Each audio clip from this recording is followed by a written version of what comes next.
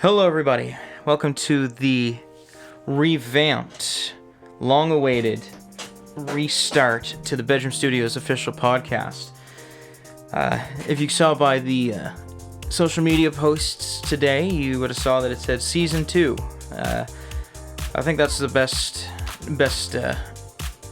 introduction for that because it's been over almost a year to the date. Last time we were talking to the people in the Dahlia and took a long stint, or a long hiatus because of performances and people coming in the studio and all that. But with that being said, we are back.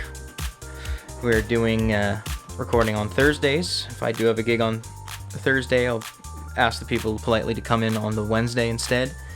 And they'll all be uploaded on Mondays, going back to 5 p.m. instead of 6 p.m. Fantastic. We got pushed back a week. The first guest came down with the flu, and he didn't know that I don't live in Kentville. So he'll be back in May shortly. I made everyone aware of that. But to start the brand new season of the official podcast is this week's guest, who also shares the same initials as me. Yeah. The best initials. The best initials. MB Michael Ball. How you doing, Michael? Oh, I'm doing grand. How are you doing? I don't know why. Every time I say my own name, I feel weird for some reason. I hate saying my own name. I hate saying my own name too. Yeah. And it doesn't help that there's 4 of us in a country band. Yeah, we are. We do military styles, just last name. Yeah. Besides Greg, he gets the first name. Greg, yeah. Which is funny because Greg's the only one that was military. Yeah. So, we've known each other for a while, and if anyone else in the music scene looks at you, and if they run into you, what's the first thing they say? Do they say, "You the guy from Bologna, Colorado"? It's usually that, or I think you fixed my friend's guitar. Love that. Something like that. Love that. It's usually one of those two. It's like, you play drums with that band, or you fixed this for me. So, when it came to being known in the scene, was it just like smack dab, you're here, let's do something? Because you're not from here. No, so I'm originally from St. John's, Newfoundland, and I've lived there for most of my life. Then I had a little stint in Ontario for a couple of years, and then I moved here maybe 4 years ago now. So yeah, no, it was a little bit of a slow build getting here, just because I arrived just kind of as COVID was chilling out a little bit, so things were reopening and just starting to get to know the lay of the land. It's very similar to Newfoundland, but bigger in that regard here. Yeah, no, it took a little while to sort of get into things, but it's we're onward and upward. So when meeting people and establishing yourself for all the things that you do, being from Newfoundland and then jumping over here, was it easier here to put yourself in the scene, or was it easier in Newfoundland? Easier here, I think. Really? Now this could just be because I'm not from here. So Newfoundland's small. There's only a couple of big cities there, so everyone kind of knows each other. So it's very hard to sort of start from scratch, we'll say, because people already know who your parents are, who your grandparents are, who their parents are. So they kind of already have this like image of who you are, and it could be like completely wrong or opposite, but at least coming here where there's like a big enough population and no one kind of knows who I am, then you can kind of just jump in and people actually see you for who you are. So how did Cole and all them get a hold of you? Oh, how did that happen? Oh, now I'm trying to remember which way this went. So it was either I had an ad up saying I would play in bands, and they reached out to me, or they had an ad up looking for a drummer. I don't know. I'd have to go back in the email archives. But when I was talking to them, I thought they were all going to be 70-year-old men, because they were like, we're playing old rockabilly and blues songs, and I was like, okay, sick. This is my demographic. And then I show up, and everyone's younger than me, and it was just a fun time. But yeah, that was a good Are they all a younger good than you? I surprise thought there. everyone was in their 30s now. I think Emily might be the closest to me. I think she's a year younger than me. Really? Yeah. Wow. Yeah. Okay. I mean, I can't say anything. What was it? A few months ago, I thought you were 29. Yeah, no. I wish I'm not. I was like, yeah, how the age goes. It's me and then Ball. We're both the youngest. I'm 26. He's 29. You're like, I'm 35. Oh, my bad. Okay, Michael Sheldon's the second youngest. Yeah. But yeah, I just started off from an email, and I forget which. It was just an ad, and I forget which way it went, but it was as innocent as that. It was a little seed. So then, you were the mastermind behind their first album, in the recording sense, wasn't it? Yeah, I did. And I their recorded. singles? Yeah, I recorded and played "Lovesick Bug," and that's like just a song. And then entertainment section was sort of like the first full album, so we recorded that. And I mixed it. We recorded it at someone's house in Truro. I forget his name. Lovely man. And yeah, we just used his studio to sort of get us all recorded. Then I brought all the tracks home. But yeah. So, I think you mentioned a few band practices ago. What was the process for that? Wasn't it just 3 mics? Oh, Lovesick Bug was, I think, 3 mics and a Zoom recorder. And in a basement with a rock wall. Oh. 0 studioification. I think we put maybe a towel up on a clothes rack for Cole singing into. But yeah, we just we experimented placing the mics everywhere to try and make it sound like you were standing in the room but still be able to control it. So I had one mic over me in the drums, vocal mic, and then we placed the other mic so that it could hear the guitars, and the piano was direct. So yeah, that's how that was. Oh God, how many That's working on a budget there. Yes, definitely. How many takes till it sounded like sonically allowed? Okay, permissible. I think the actual recording is like take 4. Oh my god. I think. But I remember we killed it. I think we went up into like 30 or 40 takes, and then we just listened back and I was like, yeah, that one's good. It's like, yeah, let's just do another one. It's like, no, that first one was better. I was like, okay. So I think we went with like take number 3 or 4. But there's probably like 40 versions of it. Doing Beatles numbers there. Yeah. I haven't quite reached a Dolly Parton level of just walking in and recording and walking out, but that's kind of close. There's only a few that are like that. Oh man, my friend Brent, when he was in the band Levy Step, he said the singer, who's also named Michael, Mike Renault, walked in, 2 takes, out. Mm-hmm. I was like, what? Oh yeah, I always respect that. That's fun. I've seen one person do 2 takes before. They actually came here, and it was a cover for Tim McGraw's Love Like You Were Dying. Oh, okay. And we had to do it for the church, or Knox United Church, and music director said, I'm going to hire this guy, Marcel Simmons, and he'll come over. And no warning. And I was like, oh, great, okay. So he comes over, 2 takes. And I was Nice. like, what? And the first one was probably okay. No, he voice cracked. Oh.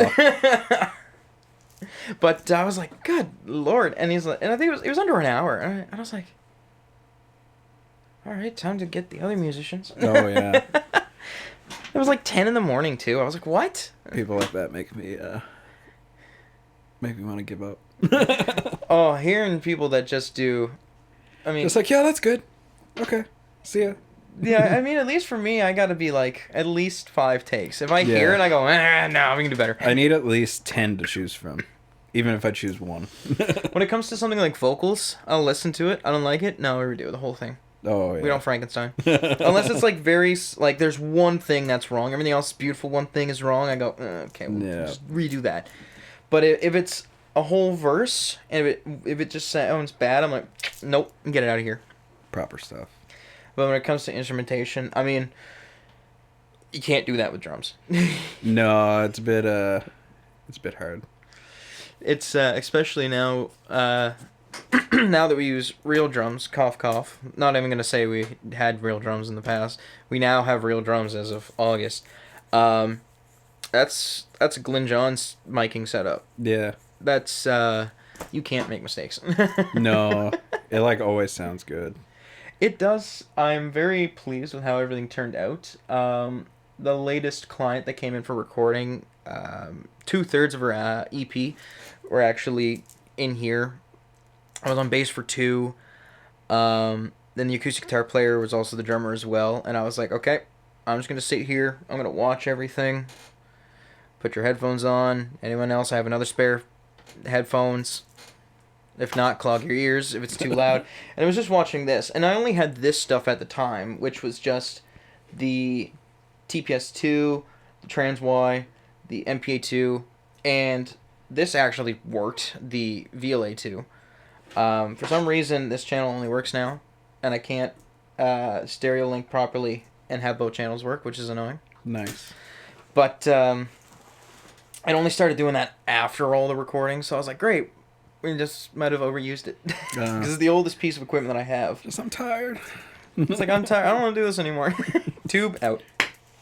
I mean, I do have more stuff now, which is nice. I'm just 2 preamps short. Yeah, I took the TPS2 out because I was missing a pre, and I just threw it all in there. It's just a bunch of Behringer and what do I have in there as well? Behringer and oh, it's something DBX. Mm. And I always said to myself, oh, I'm an ART guy. I like ART, and it's not even the fact of just supporting Canadian. Is ART Canadian? I believe they're owned by Yorkville. I think it's like Yorkville's the equivalent of like Epiphone to Gibson. Don't quote me on that. But Okay. I think it's their designs, but just made overseas instead of in Toronto.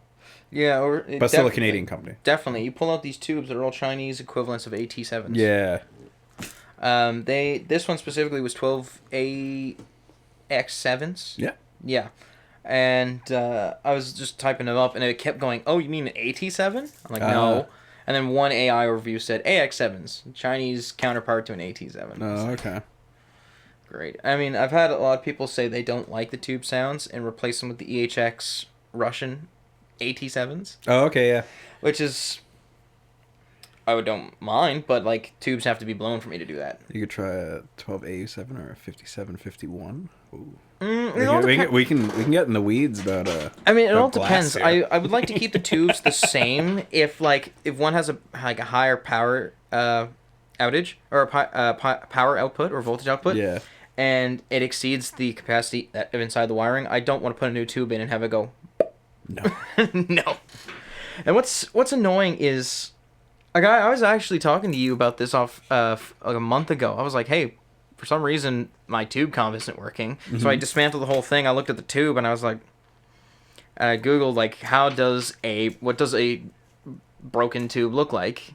And it was like, oh, the shiny metal part at the tip would be like white. Yeah. And I was like, well, it's not white. Mm-hmm. So what the hell's not working? And you said, oh, take it out and put it back in. Yeah. Because it's like, oh, it might get loose. I was like, but I never drop it. It never goes anywhere. Oh, the gremlins will get it. The gremlins will get it. The dust is what kills it. I don't know what it is specifically. Like, I did that, and it didn't want to cooperate. It just, no. Upset. I mean, I have this here, the 2-channel FET, and I also have a 2-channel VCA in there. And I also have a VCA with tube saturation. Mm-hmm. I put that in for a minute. So I'm never not out of a compressor, which is nice. Yeah. In terms of going back to Bologna, Colorado with the recording, were you the one that mixed it as well? Yes. Okay. So I mixed both of those things. DAW of choice?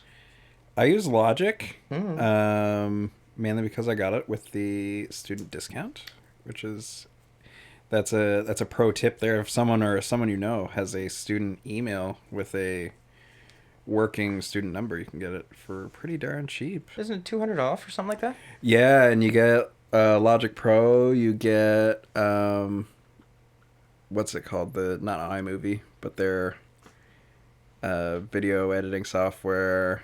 Oh. You get a bunch of other stuff. I only use Logic. It's basically like their creative package is what you get with the discount. Yeah, so you get everything for like the price of Logic. So actually, a little bit less than the price of Logic. So, huh? Really? That's the pro tip of the day. Let's use that student number. I think my friend Nick Murray mentioned something like that. He's like, "Oh yeah, I got that student discount." I was like, "Student discount?" And it happens on hardware too. So if you're, I feel like I'm just plugging Apple here with their programs, and their hardware. But yeah, if you're a student, they do a little bit for you. So. Well, that's nice. Yeah. I mean, it's that or GarageBand for Yeah. And there's nothing wrong with GarageBand. That's the thing. I mean, if I'm on an iPhone, then there's everything wrong with GarageBand. Oh yeah. Yeah. On a computer, it's yeah, fine. computer fine. Tablet or phone, no. Yeah. But I mean, this has been faithful since the day I bought it back in 2019. I've had Cracked since 2015. Is this Reaper? This is Reaper. Okay, yeah. It's in desperate need of an update. It's I think it stopped updating after 6.42. Yeah, these are all the same. These are dudes that and probably gals as well who left Pro Tools. So it's the same programmers from Pro Tools who made this. Really? Yeah. So there's like a little bit of if you know Pro Tools, then you can be pretty comfortable over on Reaper. Funny enough, I don't know Pro Tools. I know a little bit. No, I've never tried it. I know a little bit of Logic. I know a little bit of FL. Okay, yeah. But I've just been faithful to Reaper for 11 years. Yeah. Because I got the real version back in 2019 after my old computer actually just decided to... Is that back when you could pay what you wanted? No, this was Cracked. Okay. It was Cracked, so I got it for free. Oh, nice. So then I was minding my own business just at the start of 2019, and then my computer wouldn't turn on. Nice. And it was a computer that was like 9 years old at the time. Mm. Yeah, nice Windows 7. Oh, yeah. From 2010. All of a sudden, I'm working on a cover for In the Air tonight, and the computer won't turn on. Oh. So I'm freaking out. Yeah. I decided to go get this. I also got this roughly at the same time as well. Back in 2019. This is probably in desperate need of a battery change. It already had an SSD swap. Oh, yeah. And then I just started from fresh with the cover for In the Air tonight. And then it was like, oh, you can use this free for 60 days. And then you have to pay 60 American after that. I was like, okay. Back when 60 American was not a lot in Canadian. No. But I like it. I mean, there's a lot of stuff that I haven't used. Yeah. I find that's like with like most of these DAWs, there's like all these like you kind of find like whatever workflow goes for you. So I treat recording like I'm doing it like on a tape machine. So I try not to do too much before. I try to get everything set up before and just do it. Love that. Hope I for would the best. love to go back to, or I just have a console that I can just plug in. Like, funny enough, this one is only a 2-input interface. Yeah. Which is annoying because it has 11 channels. Yeah. This is the 18i20. There's 8 XLR / quarter-inch ins. Mm-hmm. Then I actually got this off of Matt Elliott. It is just the extra 8. Oh, nice. And you can do XLRs in the front or XLRs in the back. and it's 1/4 inches. And then I'll get the fiber optic cable, and it's just ADAT. There we go. So then I can actually have 16 instead of 8 channels. Sweet. Phenomenal. And then I would singularly leave like 4 of these for the drums. Yeah. And never have to worry. Yeah. But I don't have a fiber optic cable. So I've just been saying, screw it. Channels 3 through 6 in the back. Leave 7 and 8 for mastering. And then, thank goodness I had this 20-foot extension. There's need a 20-foot cable around here somewhere. Take the Bluetooth keyboard and then just go. Yes. That's always the fun part. It was getting. I always thought it was okay with click until I got incredibly humbled with drums.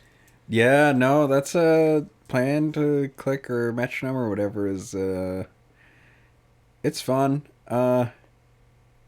Some tips for me that help me is because I've always been in bands where there hasn't been click, so I follow the singer even before the band, because most people are listening to the singer, and if they sound good, then everyone's having fun. So if they go faster, they go slower, I follow their cues.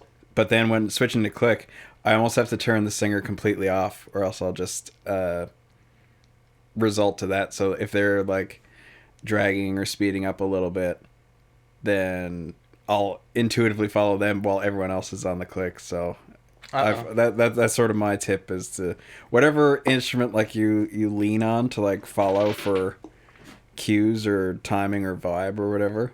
If you're playing to like a metronome, to turn that one down, which is like counterintuitive.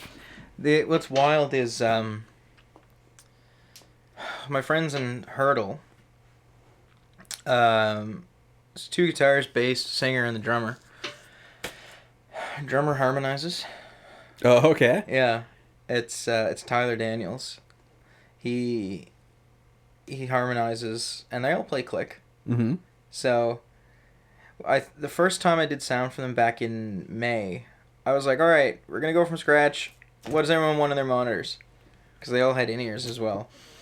And the singer, Connor, he goes, I want no Tyler in my ears. And I was like, okay. I want no Tyler. And I want very little metronome. And I was like, okay. Okay. I was like, any other instruments? He's like, maybe a little bit of Jackson. Maybe a little bit of Sean. Not a whole lot of Justin. And I'm like, okay. And I was like, what about Justin's vocals? Yeah, none of that either. And Justin goes inverted fifths. Oh, okay. Yeah. So all they need is a person singing fifths and they're on some Eagles stuff, you know? I always, there's a question. But that's crazy. I always feel bad asking for less of someone. I know it's like literally has nothing to do with their playing ability, but I always feel guilty when I'm like, can I get a little bit less piano? But I feel like I need to like reach over and be like, it's not because you're playing bad. It's because it's too loud. You know?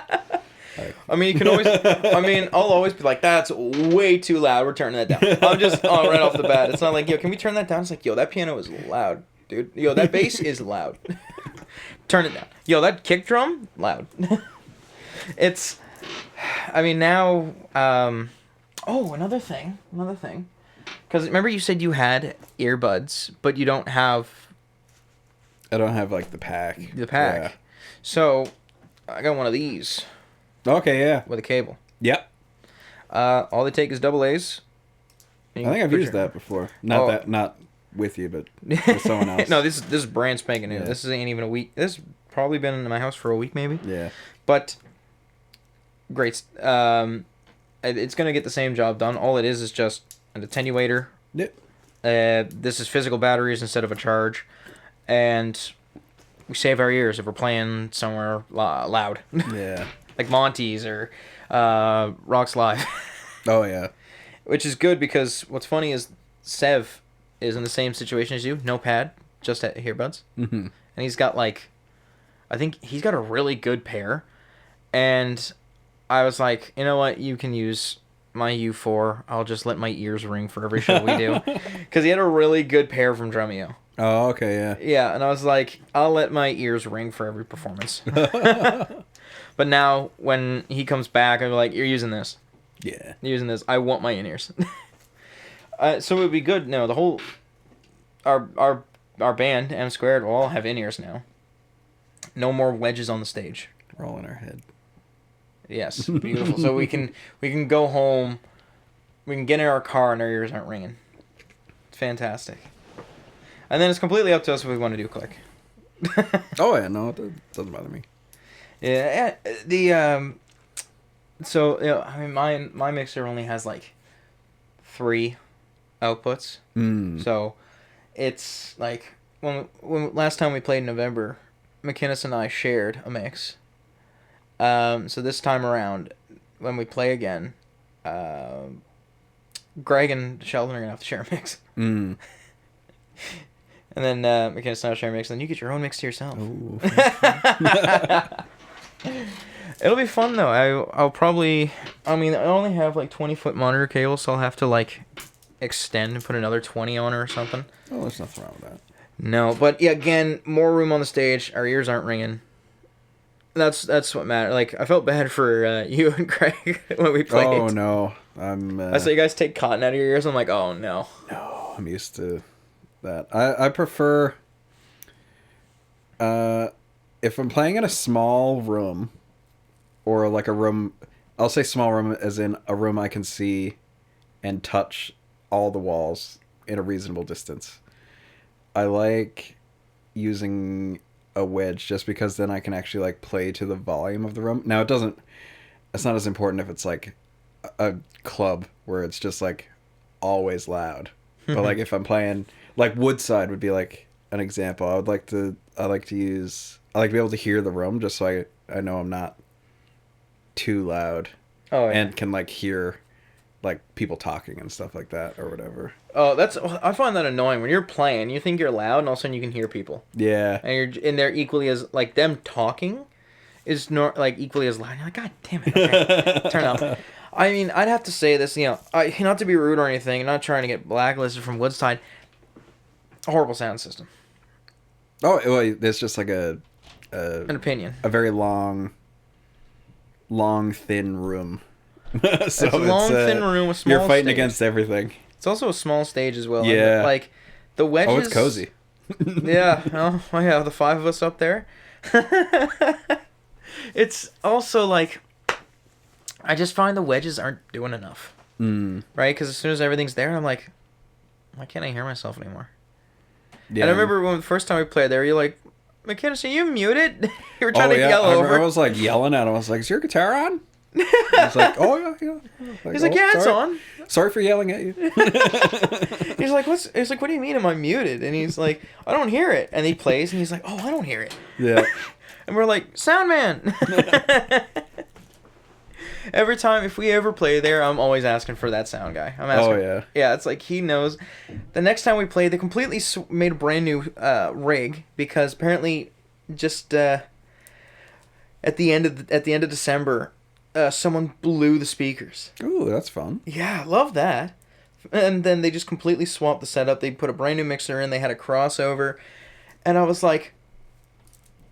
I was even talking to the guy. It wasn't even like the owner. It was like the guy in charge of the social medias. And I was like, this can all be avoided with a console and powered speakers. Yeah. And 50-foot, maybe 75-foot XLRs to the mains. Yeah. This can all be avoided.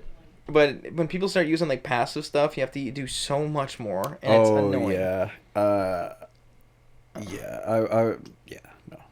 I'm a big no power. to passive. I'm a big power guy. Anytime I see passive, I'm like... Okay. It's too scary. It's too much. You could die too easily. Even on passive? Yeah, no, just with like all the power amps and stuff like that. Oh yeah. Oh my god. Like when I do my open mic, it's one of those $3,000 Yorkville mixers. Yeah. And it's actually the same one that Woodside had before. You know, that one that looks like a fire log? Yeah. Yeah. Those are passive outs. Yeah. Or 1/4 inch into passive speakers. I just bring mine because I'm not messing with that. No point. It's like, you know what? No. I was like, just get powered speakers. Like, you have powered speakers here, right? And you know, some people who fill in for me at the open mic, they'll use one as a monitor. Fantastic. No. But like, just get like a YGM or not even a YGM 14 or VGM 14. Get a PGM 8. Yeah. That's or even all like you those need. tower things. They're really cool too. I know Yorkville makes a couple. Bose made them like super popular, but now everyone makes them. McInnes has one. He actually got an HK. Okay, yeah. There's one, I think, Polar one I've used before, and it actually sounded really good. That's the one he got. Yeah, he found a sweet deal on Marketplace. Yeah, no, those are deadly for everything. Which would be nice if we ever play somewhere and they got to bring our own speakers. We're bringing that. Oh yeah, We're bringing that. there's nothing wrong with that. I might use that instead of this speaker I have down here as like a wedge. Say we play somewhere like Gus's and they have their 2 wedges in the front, right? Mm-hmm. What about the drummer? You know, you got to care about the drummer. Yeah. Just put the stack. Yes, why not? I was like, well, they're not singing. I don't think any. We do have a show, anyways. Yeah. That got moved. Yes. Yeah, but we'll obviously have a wedge for. Or we'll probably just do the tower for the drummer. Yeah. Because I'm pretty sure no drummer's singing in any of this lineup. Probably not. All of a sudden we get Hurdle. Oh no, drummer singing. But it's what scares me is when people put their like people when they're performing, they put their speakers behind their mics. Oh yeah. Terrifies me. Yeah, you're just a slight angle away from blowing out your brains. Yeah, from feedback. Love it. Yeah. Every time like something happens, I'll be like, why are the speakers behind the microphones? Yeah. Stop it. It's like yeah, that's another pro tip, I guess, would be speakers in front of the mics, because then you don't have to worry about feedback. You're good to go. Right? I did sound... Stand behind. I did sound up at the Anvil for 2 of my friends at the start of the year. And I come in, right off the bat, I wasn't in a good mood, because they didn't have XLR, so there's main speakers. They had quarter inches, unbalanced. Oh, okay. Yeah, unbalanced quarter inches. So I was like, okay. I mean, this takes both, that's fine, but unbalanced, anything over 15 feet is going to sound lesser of quality. And then they had their speakers up against the wall, and they put them maybe like 10 feet, maybe, 10 something, 12 feet in front of the speakers. Oh, okay. And I was like, oh. Hey. Low quality, and they're behind the speakers. Or they're behind the microphones. Fantastic. So the place starts filling up, and I see the manager go to turn up the volume. Uh-oh. So I'm just individually pushing the faders up, and all of a sudden I hear... and I was like, all right, effects off. Yeah. And it was just on the brink of feedback. Yeah, I was like, oh my god.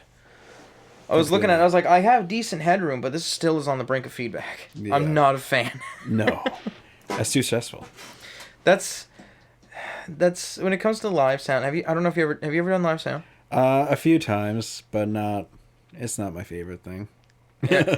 Have you ever just been like upset with what people are doing? You're like, why? Why are you doing this? Oh no, usually people are upset at me for being too loud. Too loud? Yeah. Oh man, no, same here, dude. Sometimes we're like, yo, it's too loud. Can you turn it down? I'm like, okay. No, I'll just go, no. Like, I'm very surprised. Like, if I'll play... every time I've played Belly Up as a solo or a duo, I've asked to turn down. Which is crazy. Yeah. An acoustic guitar and singing. Yeah. Hey, can you turn it down, please? It's like... You can't get more turned down than this. This is intimate as it gets. I don't know if you... I don't know if you ever been to Belly Up in Truro. The stage is 4 main speakers, like hanging. Okay. And 3 subs. Oh wow. Okay. Yeah, and then they have 4 wedges for everybody, but I'm just using the in-ears. And then after like one song, coworker comes up and goes, "Can you like turn down, please? You're a little too loud. People are trying to eat." And I'm like, "Oh, okay, my bad." And then the next time I played, I was like, "I wonder if that's gonna happen again," which was a whole month later. And they go, "Hey, can you like turn down a little bit, please?" Okay. You need to hear the clinking of forks. And then when McInnes and I played there in October, it was like, "You guys are a little too loud. Can you turn down, please?" Oh. I was like, "Yeah, I got you." I was like, "What the hell?" That sounds like loose cannon. I every can't. Friday? I can't stand it. I mean, mind you, I've been like decently volumed there, but like it's something like Bologna, Colorado. Oh, I mean, yeah. I've been to 2 Bologna, Colorado shows at the Cannon, Oh, it rips. and I've been up front. I was like the table right next to that stage, and I'm just like, this is loud. Yeah. This is very loud. Yeah, it was a laugh. And even it was like when Bologna, Colorado opened for Jamming Through the Night a few years back. Okay. I was like, can you turn your amps down? No. I was like, what do you mean no? It's like, turn them down. We can't hear the voices. We can't hear anything else because it's just loud. That was a big thing. I was like, Cole, can you turn down? No. Oh man, that's how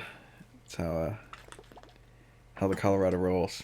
And then we did the genre swap after you left. Yeah. When they did the genre swap, it was still the same way. I Oh, was like, yeah. I can't. And they even played the Seahorse, and the Seahorse is a decent mix. And I was like, I still can't hear the voice. I was like, what's going on here? I was like, the amps are almost blanketing the drums. Oh yeah. I was like, why? He probably said no when they asked him to turn down in the sound check. Oh, obviously.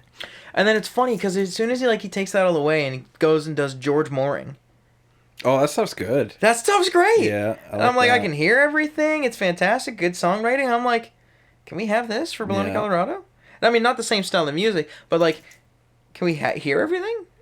You know, like, can we hear everything for the live Yeah. performance, please? Oh man, it's yeah. You see a lot once you start getting familiarized with mixing live and or doing something like on a Yeah. DAW. You start hearing a lot, and you start just getting. For me, I just start getting like grumpy. It's like, oh man, this like they should do this. Oh, why are they not doing that? It's like, oh, this is on the brink of feedback. Stop! Ah! Yeah. Just bite my tongue a lot. I'm just like, you know, Just go with it. I'll just let him. I'll just let it happen. Let the squeals happen. roll with the punches. See what happens. So Unlimited revisions. So, from in a different my business is obviously mixing, recording, live sounds. Your business, because you mentioned it at the start. You do repairs. Yeah, so I've it's like a blanketed term, I guess, repairs. So I fix and repair. I'll try anything. I build instruments. I've done mixing work for people, or just even just editing. I've mixed songs for people, but then I've also just like done like the grunt work at the beginning.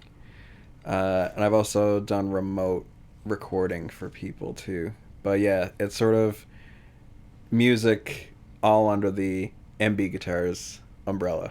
So it's mainly repairs. And then it spiders off from there. So, I'm guessing that's just how it started, guitar repair. Yeah, so I've been doing that. I think I started fooling around with my guitar when I was in junior high. And I really liked just seeing how everything worked and like if you did this, what would happen? Or if you tried this or put that there or wired something this way, it'd sound like shit or it'd sound really good. And then eventually I started gaining some confidence to like do some stuff with like my friends' guitars for like free, obviously, because I didn't know what I was doing. But they're like, yeah, I trust you. And I was like, okay, cool. And then so a lot of trouble off fire that way. And then I worked at Long McQuaid in the guitar section, and they needed help up in repairs. So I was like, yeah, like I know some stuff, but like I'm willing to learn. I'm not like set in my ways or anything. So Alan there took me under his wing, and also I worked at Best Buy too in the musical instrument section as a music teacher. When that existed. Yeah. This was in Newfoundland. Oh, okay. And I did repairs there, and Dave was the repair guy at Axe Guitars in Calgary, so he showed me some stuff too. So thanks to Dave and Alan and my dad. They were sort of the they would guide me and show me how to fix everything I broke. And then after that, just started learning more on my own, just either trial by fire, like watching videos, reading stuff, just experimenting, and become dangerously confident and will try anything with any guitar. It doesn't matter. I always tell people, like, people are kind of like embarrassed if I like bring like a Squire or something. They're like, yeah, no, it's not like worth much or anything, but like I'll treat a Squire the same way I've treated like 1950s Gibsons that I've worked on. Like, they're all guitars. Everyone deserves to have a good playing instrument, and I'll do my best to make it as good as it can be. Yeah. I remember the what was it? I think Michael Sheldon was, out of all of us, was the first one to come to you. Yeah, with his Casino. Yeah. I think, Casino? Yeah, Yes. I think, what was it? I think it was like intonation and hella fret buzz or something like that. Oh, yeah, like it barely played. It was just like...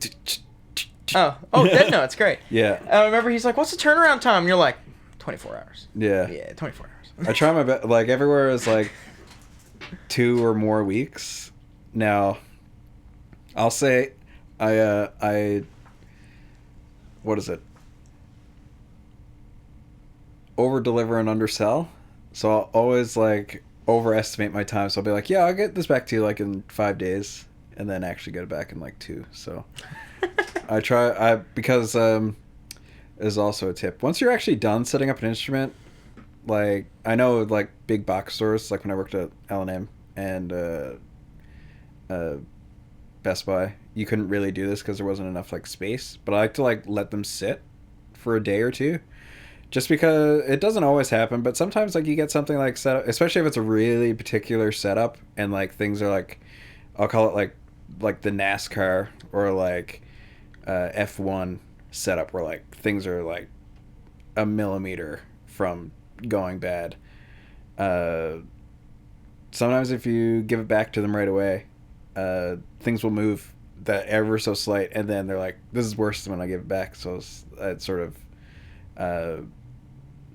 made a habit of just letting them sit for a day or two, and then I literally set them up again before I give them back. Huh. Yeah. I actually didn't know that. Yeah. So it, especially if it's like a really like particular setup, I'll double check everything again right before like I give it back, but I'll let it sit for a day to make sure nothing I remember moves. seeing at Greg's house a guitar box, a cardboard box for Fender, and I remember seeing let sit for 24 hours before taking it out. Is that roughly the same thing? That's for like shipping and stuff, so that's like that's more acclimation. It's similar sort of thing, but with that, so say we'll do like a really extreme example here. So say if you buy like a custom shop from Fender over in California, it's being made in California by the Pacific Ocean, hot, humid, whatever, and then you ship it across Canada to like the Atlantic region where it's cold and dry. So if you open it, there's a good chance that it'll just sort of shock, and like finish cracks would be like the major thing that would happen. Very rarely like it's like structural, but it's mostly like physical.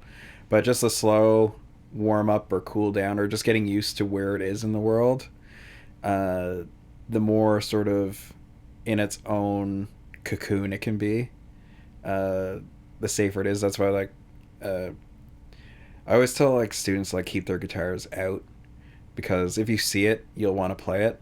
But it's like a double-edged sword, because if you leave your guitar out, it's susceptible to like everything that's happening in the environment, rather than it's like little guitar case. I stare at my guitars. Oh yeah, like you probably see all these. You're like, this motherfucker. No, I leave my guitars out. But I don't leave my acoustic out. I'll say that. Oh. So I keep that in its case for the humidifier, so it's like in its own little microclimate. But yeah, that's what the Me with wait my 24 acoustic and my hours. dobro hanging out there. Yeah, that's okay. It'll be fine. I'll put them back in the case after this. Put your acoustics back in the case. Even your resonators, put them in the case. Everybody. Yeah, and humidify your guitars. This is my preaching point.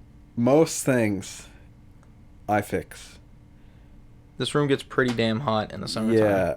Yeah, can be mitigated by spending $20 on a little humidifier pack.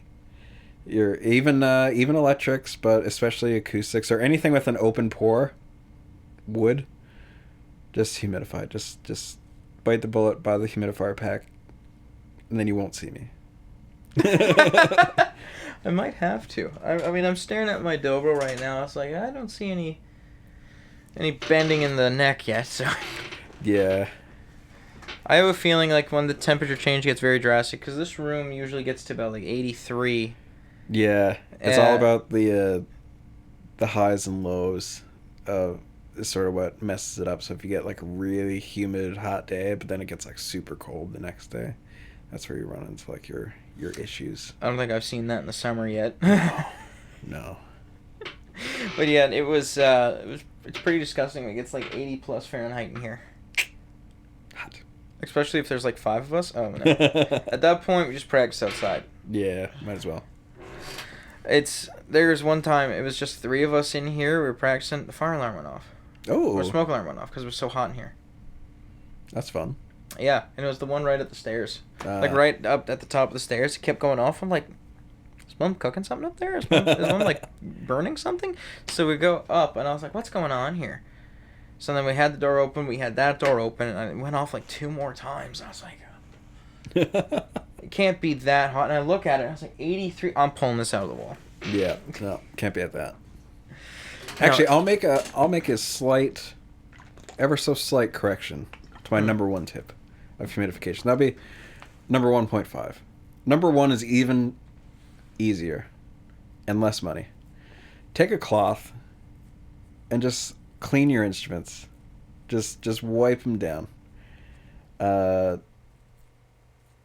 Strings, the body, all that stuff, because all the little dust and grime and goo get into the electronics and into the frets and all that stuff. They'll make them less smooth, and also it kills the wiring. So even just a little, just clean it like once a week, and it'll thank you for it. Me, who hasn't cleaned or wiped down a guitar ever? Oh, you gotta wipe down. Wipe it down. With what? Just like a face cloth, microfiber? What are we doing here? Oh, I don't care. You can use a paper towel for yeah. Actually, sometimes paper towel works because this is like a stupid fact. There's like a slight grit to it. There's like clay in it, so it is abrasive. So I guess be careful with paper towel. It's not a soft as thing. So microfiber cloth, I'll say. Slightly wet, or what are we doing? Oh, just dry. Slightly wet. If you got a little bit of polish, why not? I'm not that fancy. I don't got polish for guitars. Just water. Just water's fine. I mean, you probably you definitely saw the telly because you fixed the telly. Yeah. When that was going through your head, what did you think? Like, what was the thought process of the original owner? Oh, with the relicking? Yeah, that horrible relicking job. And Michael Sheldon wasn't the original owner. No. No. With stuff like that, unless like specifically asked, I don't comment, because if it makes you happy, it makes you happy. The second I saw it, he said ignore the bad relicking job from the original owner, and I was like, oh, that is a fuck ass job. Yeah, no, it's not bad. Great. It's bad. It's very bad. But if they liked it and they rocked it for a bit, then I support it. What was wild is to this day those guitars are $1,200. Oh yeah, no, they're great. And Michael was like, I will take it for $300. Yeah. I was like, done. Give me that. Give me that. Give me that. Then my technically at stock value, my most expensive guitar. Oh, okay, yeah. Plays like a dream though. Everyone asks the same thing. They look at that and they see the humbuckers, and they go, "What is that? A parts caster?" I don't know. Yeah, no, that's the Blacktop series came out. I was working at a music store when they came out, and that was sort of like their vibe. Was it's kind of like buying an already sort of fooled around with Fender, so they had like Strats and Tellys, basses, just sort of like not like super odd, but like they'd have like a double humbucker Strat or double humbucker Tele or a bass that had like the big EB pickup in it and stuff like that. So it was just kind of like Fender with a little magic on it or something. They did the aftermarket stuff pre-market. Yeah. What was funny though was the only aftermarket thing done besides that horrible relicking job, the bridge. Yeah. That Wilkinson's bridge. Yeah. That was actually done by the original owner. So when it came to restringing, do you despise those or No. no? As long as it's not a Floyd Rose. Yeah, no, and even like my only gripe with like the Floyd Rose or like Kaler or anything, or even just floating, because like I float my Strat a little bit. Is if you break a string, you're kind of screwed. So you really need like a backup, or just be really confident that a string isn't going to break. That's my only sort of gripe with them.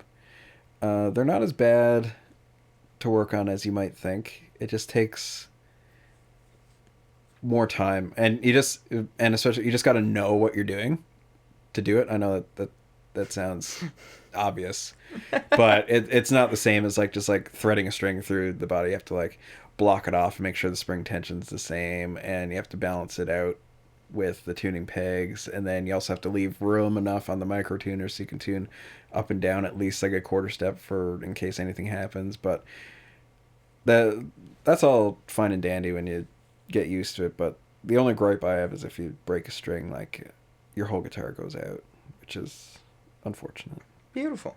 Yeah. I've actually had my acoustic guitar go out from a string broken. Yeah, especially if you use like heavier gauge strings, because where it's pulling, basically, acoustic guitars are a miracle that they even work, because they're just trying so hard to explode. There's so much tension on it, and the wood is so thin. And that's sort of like the magic of it, is builders will only make it strong enough so it doesn't do that. So if you got like heavy strings on, it's just pulling itself together. All it wants to do is implode. So then if one breaks, it kind of releases a little bit of that tension, so everything like will like pull sharp or flat. And like relax a little bit, so that's why that can happen. So this was really nasty. So it was heavies, and they were 13s. Yeah. And they lasted 15 months. Yeah. Then I play a gig in Cape Breton, Dominion, 5.5 hours away from home. String breaks. Yep.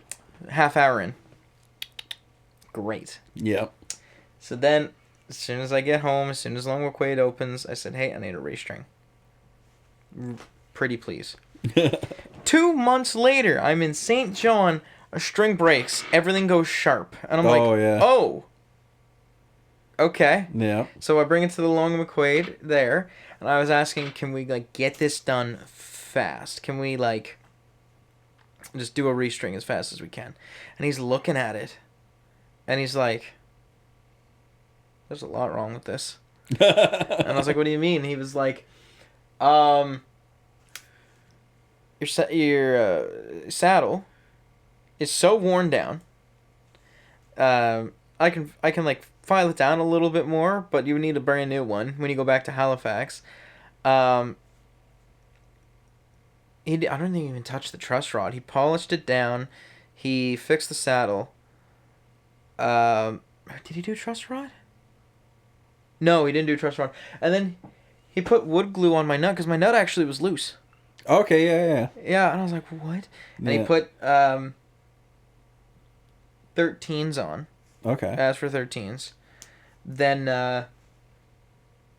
after the summer tour was done in August, I go in, I go, hey, this needs, like, open heart surgery. They're like, what's going on? I was like, saddle bridge, intonation, fix the nut. Yeah.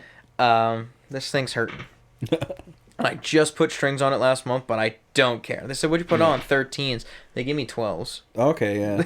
Yeah. 12s are a little nicer, but I would have preferred the 13s.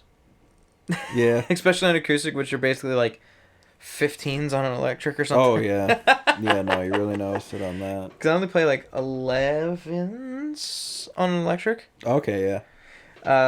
Every one of the guitars, I mean, the H string is stock, so Yeah. those definitely need a restring.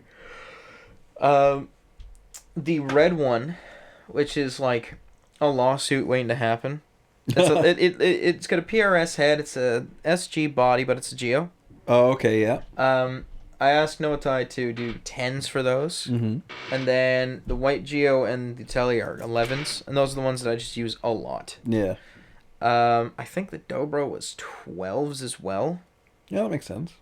Yeah, I just need heavy. I don't understand people like using like light strings or like flimsy little picks like this. I can't. I literally can't. I tried. I actually recorded acoustic guitar for someone else's song with just using this for the hell of it, right? Yeah. So I'm not like digging into it. And I'm listening to it. I'm like, this pick click is egregious. Yeah, like with a thinner one, you get more of like you become more percussive because it kind of really like makes the a little more prominent. No. And I was like, well, I don't want to re-record. I don't care. All right, let's EQ it. It's very thin. It needs a bass boost. Yeah. Where am I boosting? 5K or 10K? Let me see. 10K? Absolutely not. 5K. Because as soon as I did 10K, it was just all I heard was. Yeah. And I was like, ugh. I even tried it. There was one song that Nick did. He was recording guitar, and he kept flaking on recording. I was like, you know what? I'll just do it. I'll just do it. And I did it yesterday. Yeah, yesterday evening. And I was like, what happens if I use this? Just to make it a little more fluid, because it's a crazy legato line in there. And all I heard was just, from the guitar itself, all I heard was... Yeah. I was like, I don't like that. Give me my 2mm pick back, please. Yeah, and everyone thinks, like, I'm on glue or I'm friggin' crazy for doing 2s. Oh, no. Like, I use small strings, but a big pick. I find... I can't do anything less than 10s. I'll break them. I've broken 9s before. Like, I find with a bigger pick, unless, like, you're really... I don't know how to, like... If you're not really concerned with your right hand, if you just, like, hold it and you're just strumming, like, you're not doing anything, like, you're just going for it, then that's fine, because there's no flex. But, like, if you're using, like, a bigger pick, you can actually, like, kind of change... how, like, what thickness it feels like just by, like, the pressure that you hold it together, you hold your fingers together. So, like, if you use, like, a thicker pick, obviously, like, if you hold it tighter, you get more weight behind it and, like, make the notes jump out a little bit more. But if you hold it loose, like, it can sound and feel like you're playing, like, a pick, like, half the size. So, yeah, I always tell people, like, if they can get away with it, like, and just, like, get used to it, like, use, like, a thicker pick, because you can always make it sound like a thinner one, and well, they last longer too. But oh, do they ever? They wear down a little bit on the tip, but yeah, they're just super. And my biggest thing is, like, after using something like flimsy like this, if I use it long enough, it's just gonna start looking like this. Yeah, they start to warp, which is unfortunate. So if you can use, like, something a little bit thicker, you can make it feel and sound thinner, just with how you just with how you hold it. I hold it the way they tell you not to hold, which is like this. They always say hold it, 90 degrees from your thumb, or perpendicular from your thumb. I do slight angle, maybe like 60 degrees, and I'll play like that. But when it comes to playing, I've noticed it's all wrist. It's the wrist movement and it's pivot, actually. Yeah. So I've looked at videos of me playing Sweet Home Alabama, and I just look at my wrist, and I go, my wrist technique's crazy, dude. And I'll always play like this. Oh, okay, yeah. Just to be safe, and it's just... And it's this part of the hand right here that it's up against the guitar. Not even palm muting. It's just this side piece of the palm. It's like a little anchor point. Yeah. I anchor with my pinky. So I always have my pinky sticking out while I'm drinking tea. Crazy. I can't...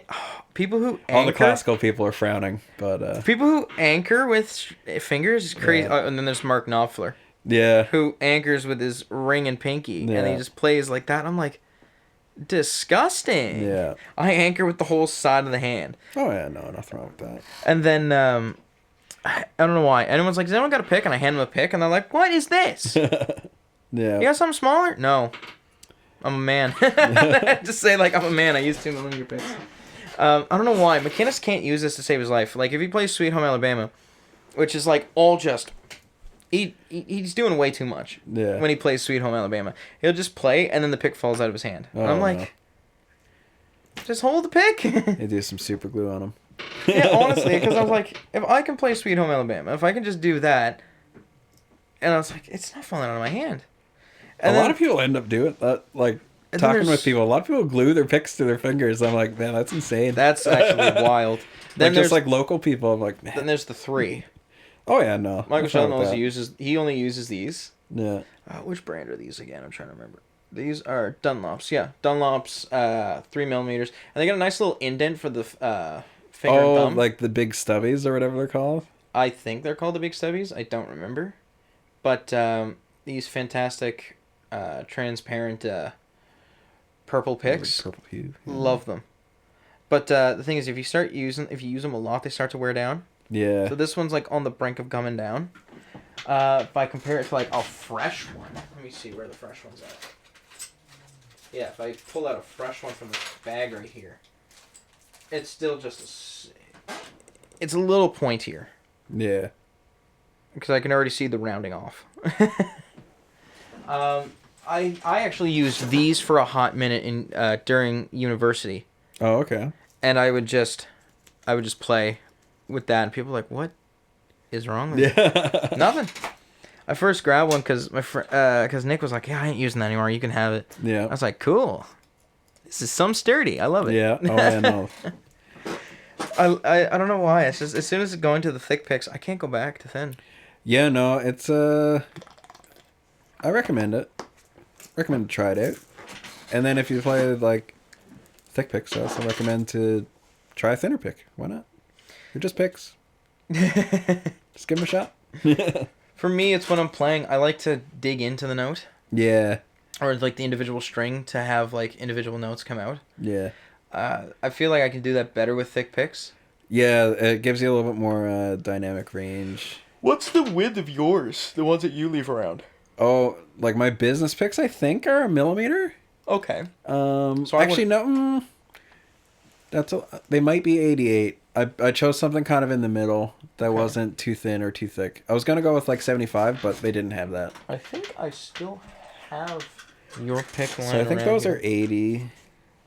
I use, like when I play, I'll either use those or I use Hercos, and they're about like 1mm. I think they're a very odd number.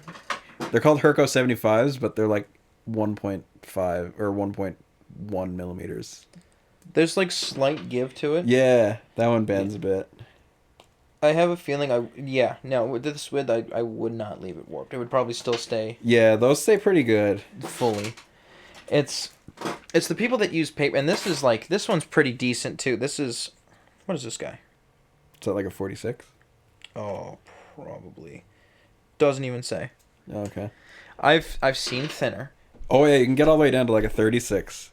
So you see like loose leaf. Now that is crazy. Loose leaf with a bit of grip on it.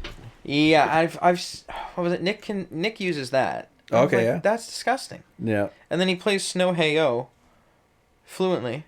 Oh yeah. Some people really have gotten used to it. Like, you're on Adderall, dude. Like, dude. This one, yeah. If I would not leave this warped. I have a feeling this wouldn't break if I was going crazy on it. Yeah. Actually, I think someone broke. I had a pick from the Johnsons, and McInnes broke it because he was playing too hard. Oh, okay. And I was like, how?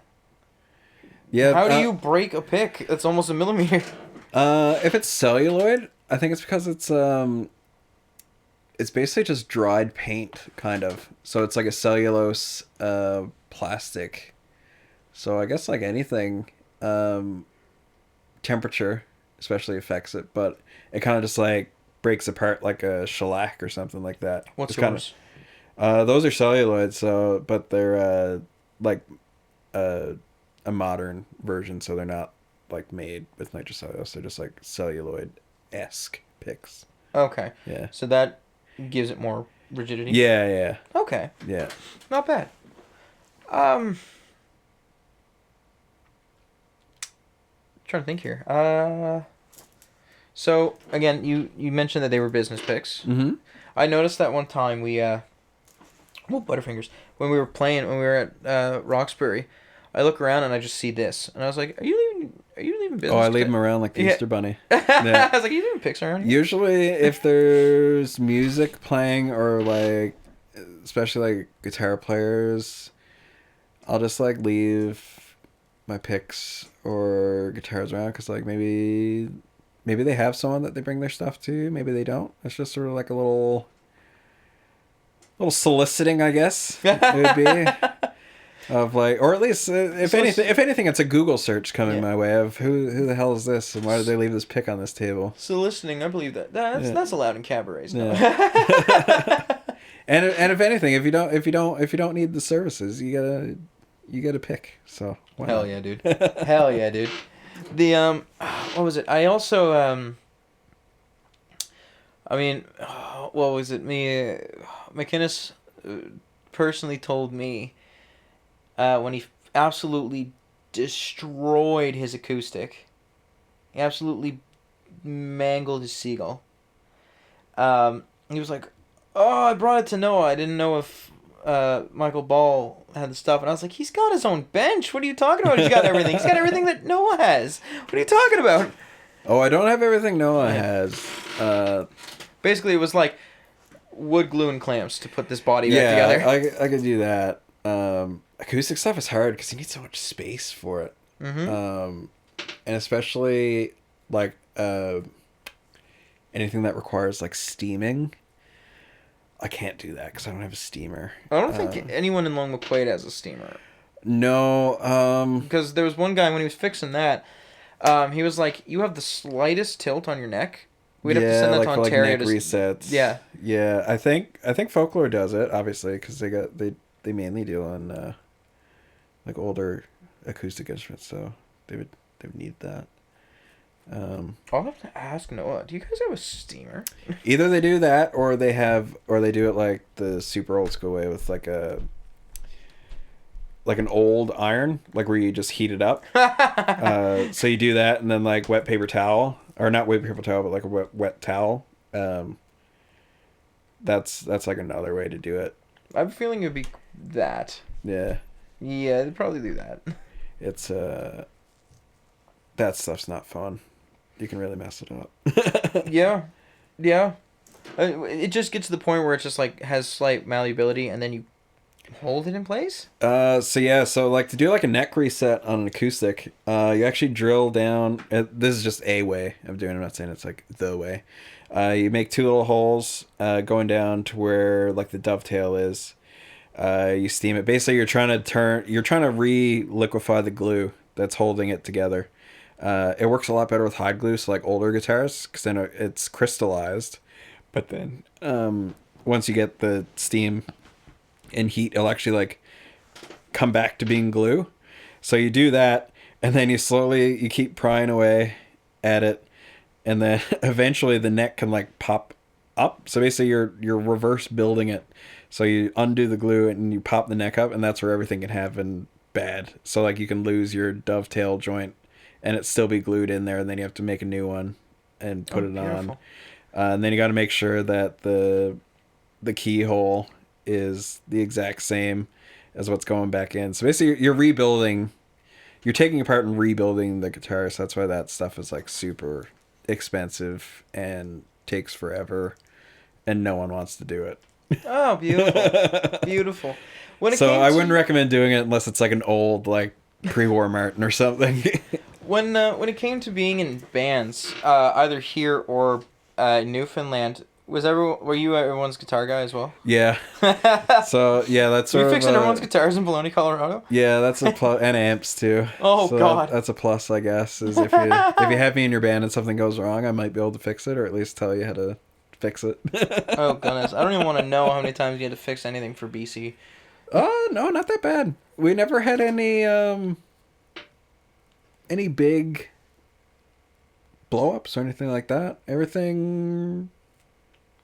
Yeah, no. I'm thinking. I don't know if you ever seen footage of them now, but there was like... Oh, man. There was this, like, Jackson that Cole has that keeps breaking by the looks of it. And I'm like, oh, it's, like, held together with, like, bolts. Yeah, the headstock. Yeah. I was like, oh, my God. Yeah. I was like, this is...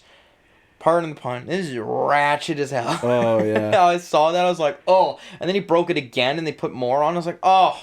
Oh, man, that's... It's like, just wrap it up. Get another guitar. Get another guitar.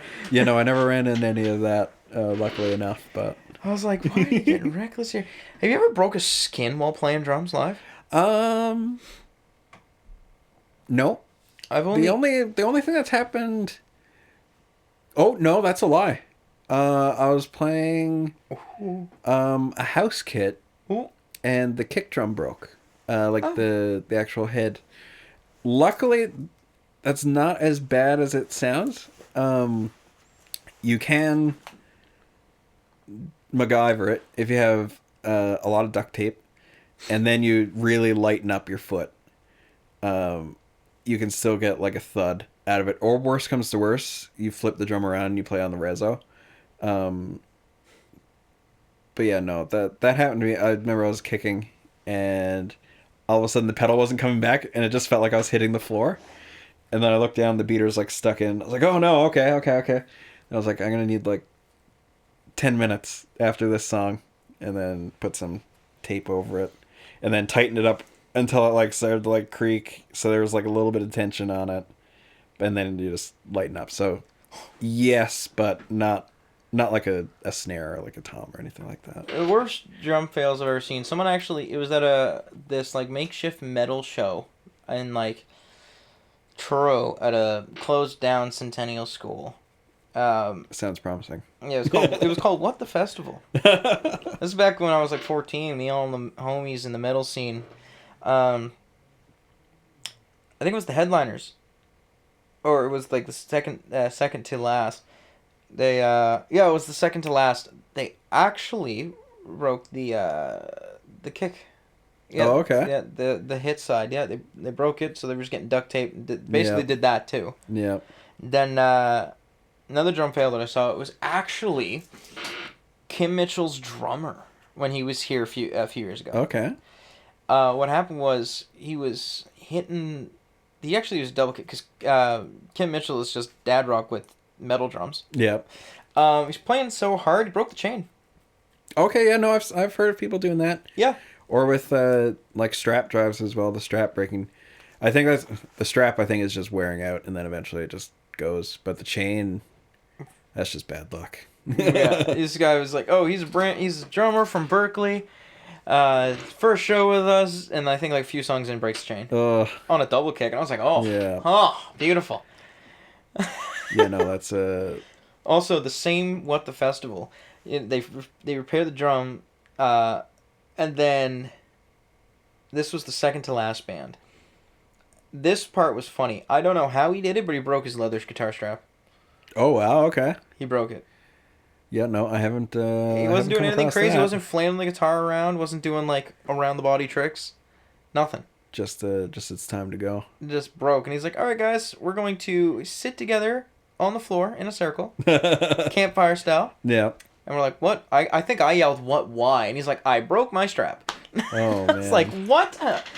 And then they were like, "Yeah, it's a leather strap." I was like, "How the fuck did you break a leather strap?" Yeah, no, I haven't come across that one. I've seen lots of guitars fall out of like off the strap, but not the actual strap breaking. You know what I haven't? You know, this is a wild one to have seen. I watched someone break a drumstick. Okay, yeah. On an electric kit. Okay, yeah. Yeah, no, I could see that. Cause I find you hit a little bit harder, right? You think the mesh would like tear first? Yeah. But no, the stick broke right in half. This was at the Free Jam on Thursdays. Oh, okay, yeah. And the guitarist looks over to Mark, who's on the drums, and he goes, "You can do that?" And they just made fun of him the rest of the night for breaking a stick on a fake kit. Yeah, no, that's pretty good. I was like, I can't even break a stick on a real kit. No. And I play rim. Yeah. Yeah. You do that fancy classical. I just go straight Yeah. match grip. Oh yeah. And it's all like boom. When it's instrumental time, just boom, Yeah. boom, just all rim. I don't know what, because I haven't played drums in a hot minute. When it came to recording drums again, I was like, I want to do rim shots. I'm just hitting the rim. Let me just angle this a little nicer. Then I had to actually get a brand new stand Oh, okay, yeah. because since July it was like ready to go. Okay, yeah, I don't know what happened, but it was like the part for the actual like tripod. yeah. Yeah. To tighten it, it just gave out. It thread. Like the threading was gone. Yeah, no, stuff like that wears out, especially if you're like just hitting it every Yeah. day. So Sebastian actually just crumpled up a piece of paper, folded a piece of paper real tight, and he's like, "Oh, yeah, this works." Yeah. And now when it came to me a few weeks ago getting back on the drums, I noticed. I was like, I didn't even notice the snare going lower. I just noticed that the snare was like not balancing anymore. It seemed like very off balance. Like I could just go okay. like this and it falls. And I go, "What's going on here?"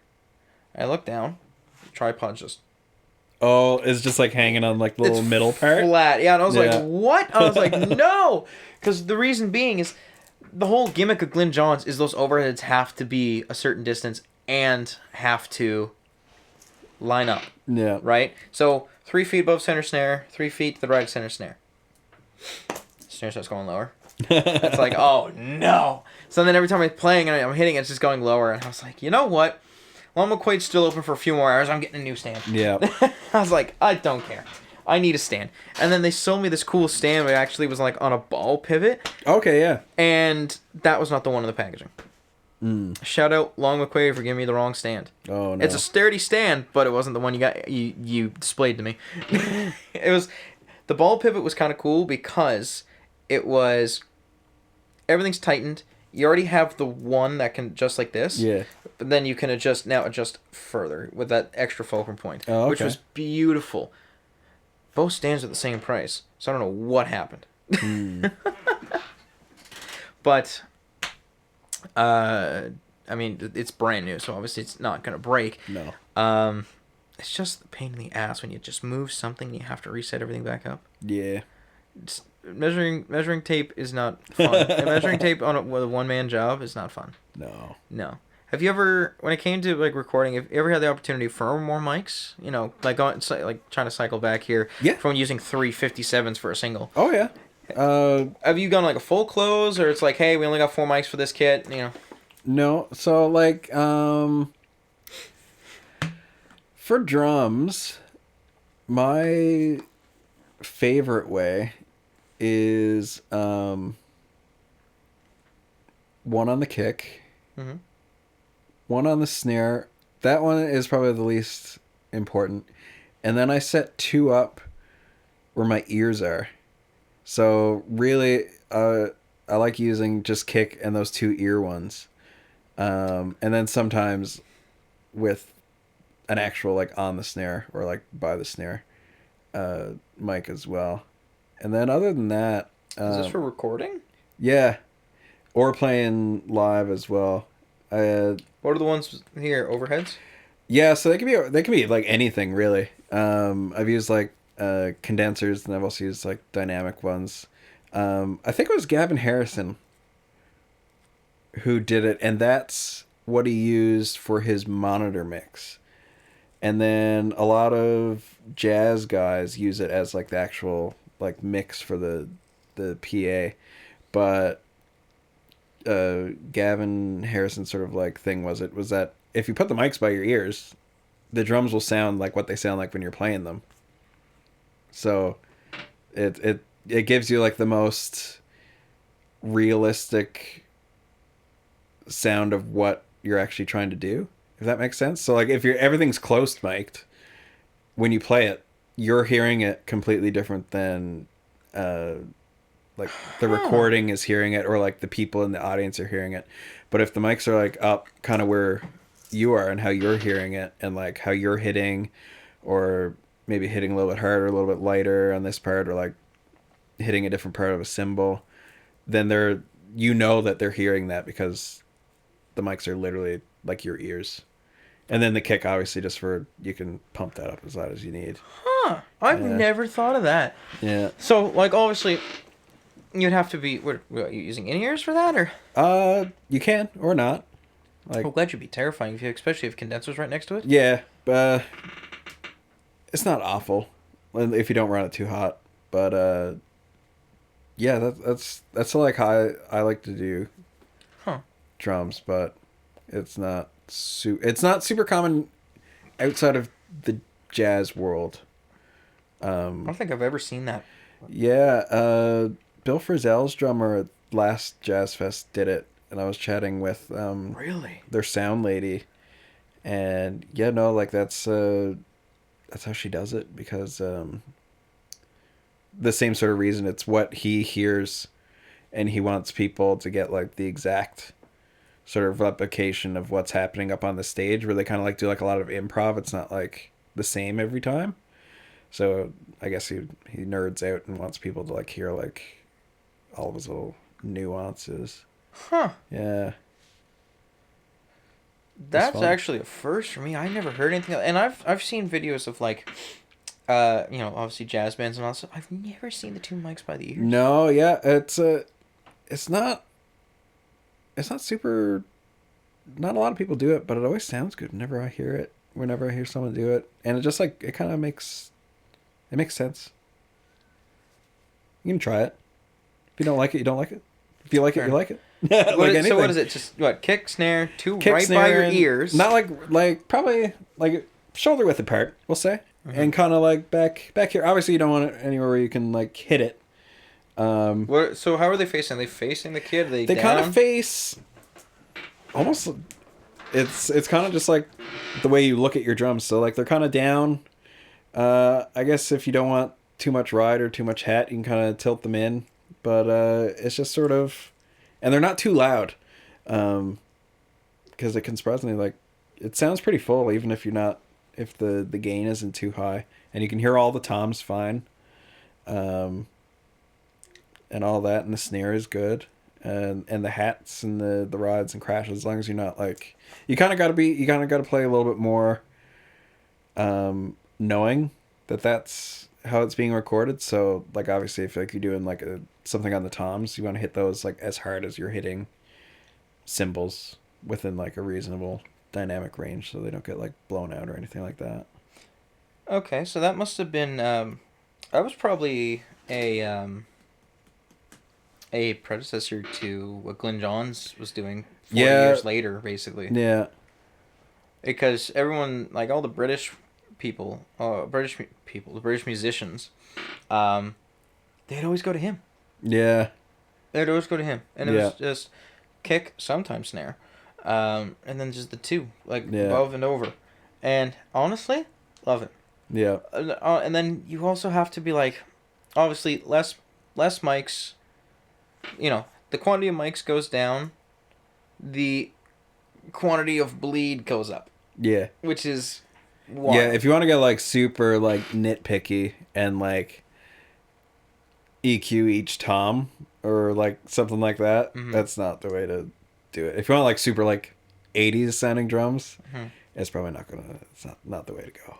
But well, I mean, after like late 70s and 80s and onward, that's when the closed mic kits happened.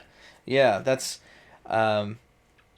because probably a good example would have been Don't Do Me Like That by Tom Petty. Yeah. Phenomenal stereo panning on those drums. Yeah. Especially with that intro, which is just that fast tom roll. Yeah. You just feel it go. Yeah, if you want any sort of like effect like that, you can't really do it. You just sort of naturally have a somewhat left and right, and it just kind of stays that way. And I'm playing now.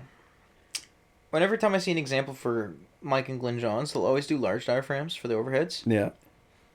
I'm a friggin' crackhead over here doing pencils. Oh, I'm fine with that stuff. It doesn't matter. It's just different spices. different spices. Yeah. I mean, I've noticed like obviously it's it's a small diaphragm condenser mic, and it's a lot more. I mean, mind you, they're both cardioid, but I can have this face me and go over there, and it still be very loud. Yeah. When I have a pencil here, I yell over there, it's not loud. Yeah. You know, there's obviously different. Like again, these are they're all cardioids, but this is gonna pick up a lot more, Yeah. which is probably a lot nicer. But like just using pencils, I've had like just specifically tom fills. Like obviously, you pan them, and then it's like, oh yeah, my crash over there, my ride's over there. It's like, but my toms, where are my toms? It's like I gotta smack them hard sometimes. Yeah. It's like they're not that far away. No. Right? They're right there. Especially that one is right there. And it's just like, where is it? Yeah. You know? That's the one thing I've always... With that, if you tune your drums a little bit higher than you think they should be, that's I started doing that when John Bonham's Tech, I forget, it was like a video like 10 years ago, he showed how he tuned his drums. And like everyone wants like the John Bonham sound. When you hear his drums actually just played, they sound like utter garbage. But then when in the context of Led Zeppelin or in recordings, it fits.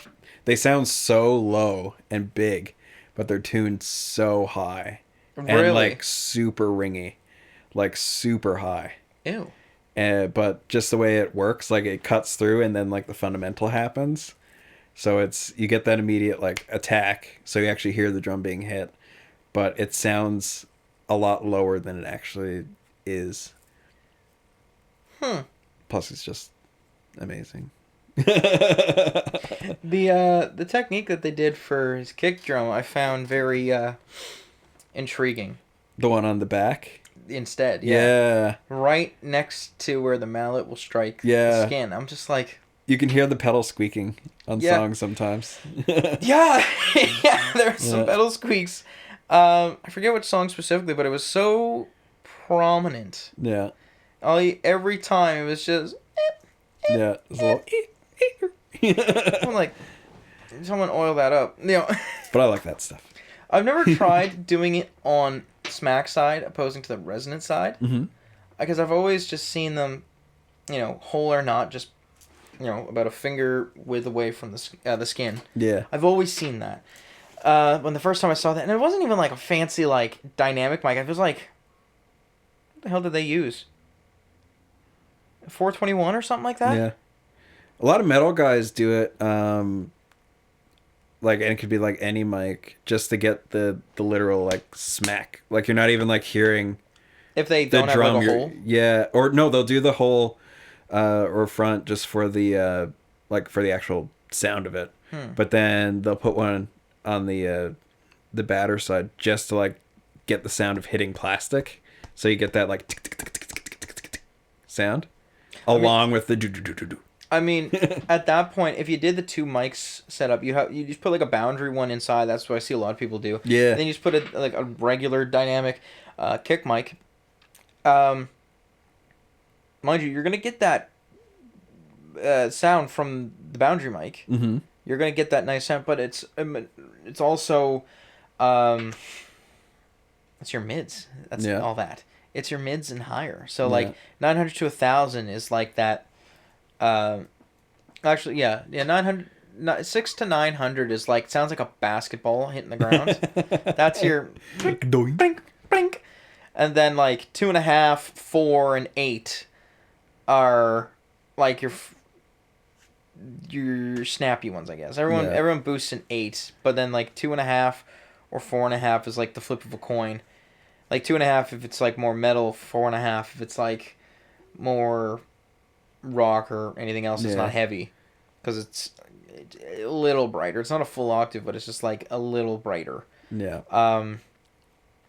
When it comes to when I did Kelsey's songs, doing that, I was like, oh, I have to use a parametric EQ again. Okay. What do I gotta look for again? Like, because it took a second, because I've basically like narrowed it down to just basically like an analog feeling for my stuff now. Mm-hmm. I've just completely been like, I want 3 knob EQs. Yeah. I want a compressor knob. I want to see graphical EQs. I don't want a fancy schmancy anything. Yeah. I want to see VU meters. I want to see faders. I want to see slides.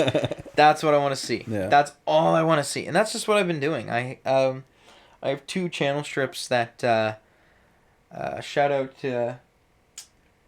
Safari pedals. Okay. Oh, Safari pedals is great. I mean, they had physical pedals Mm-hmm. and they just stopped because demand got too high.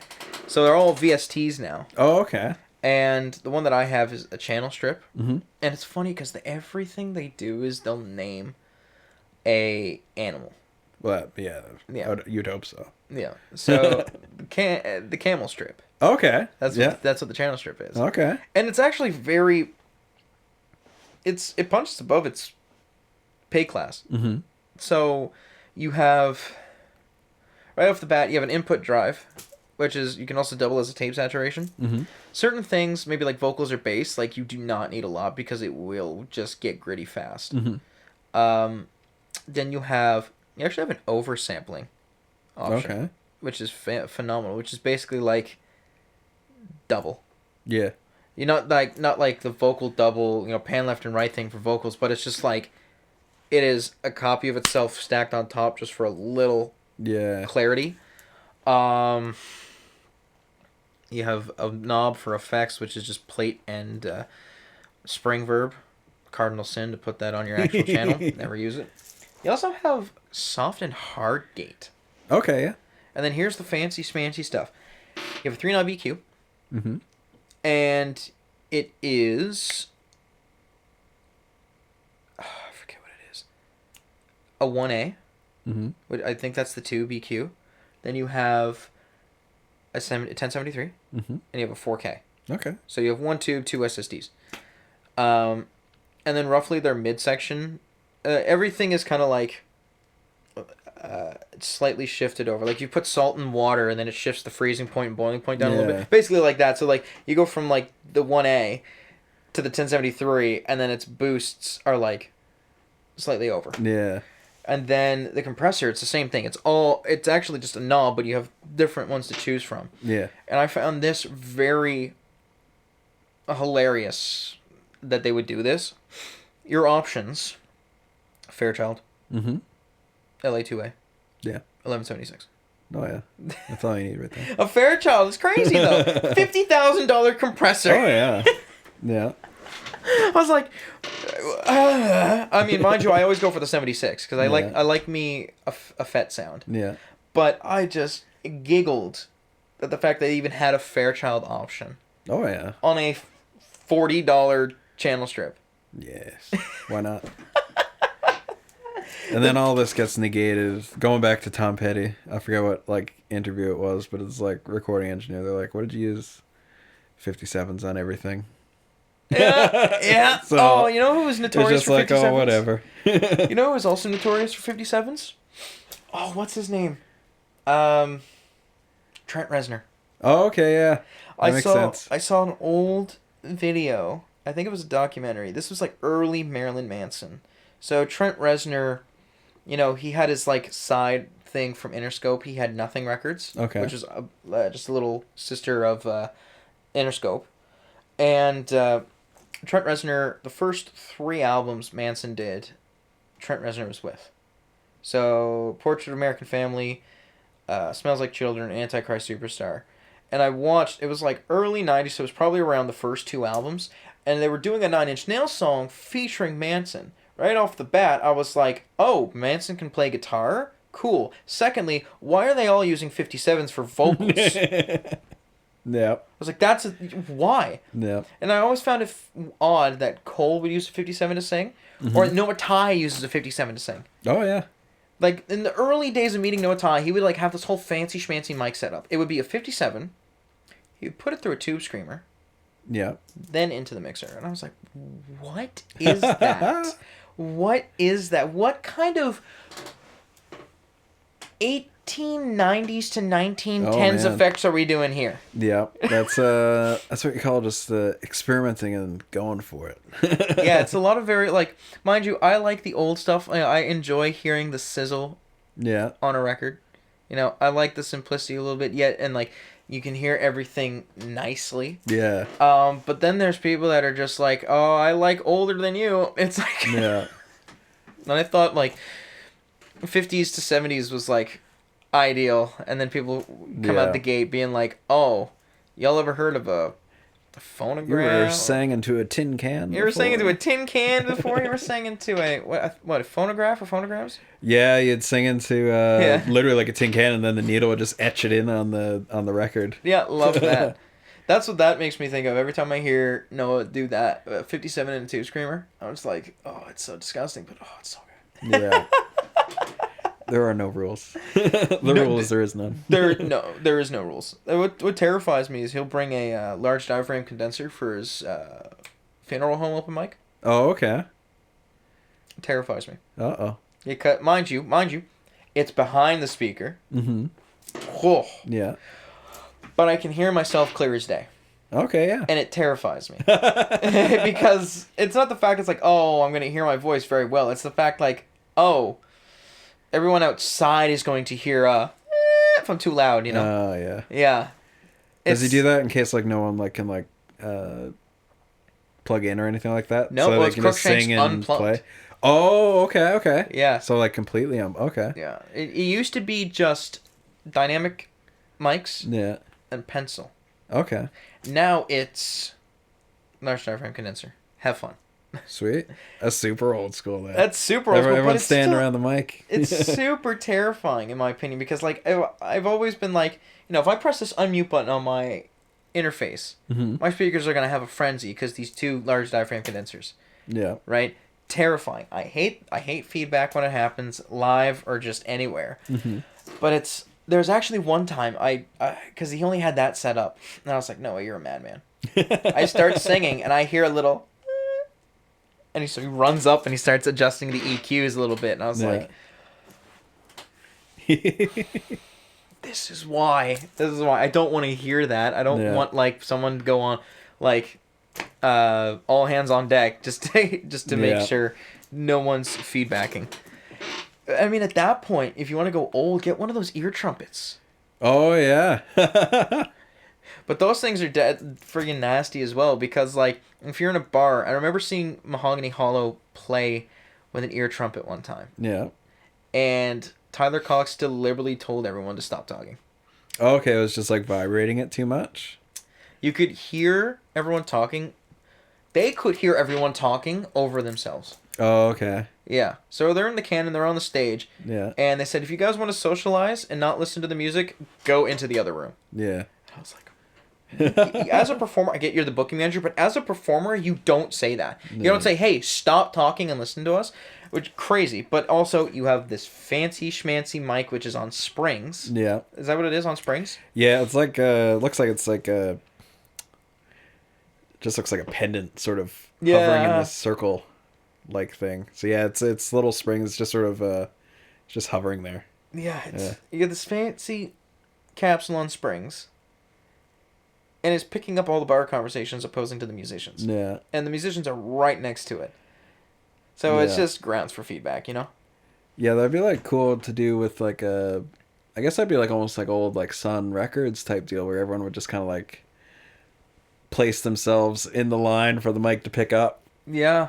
When I see ear trumpets, I immediately think the birth of like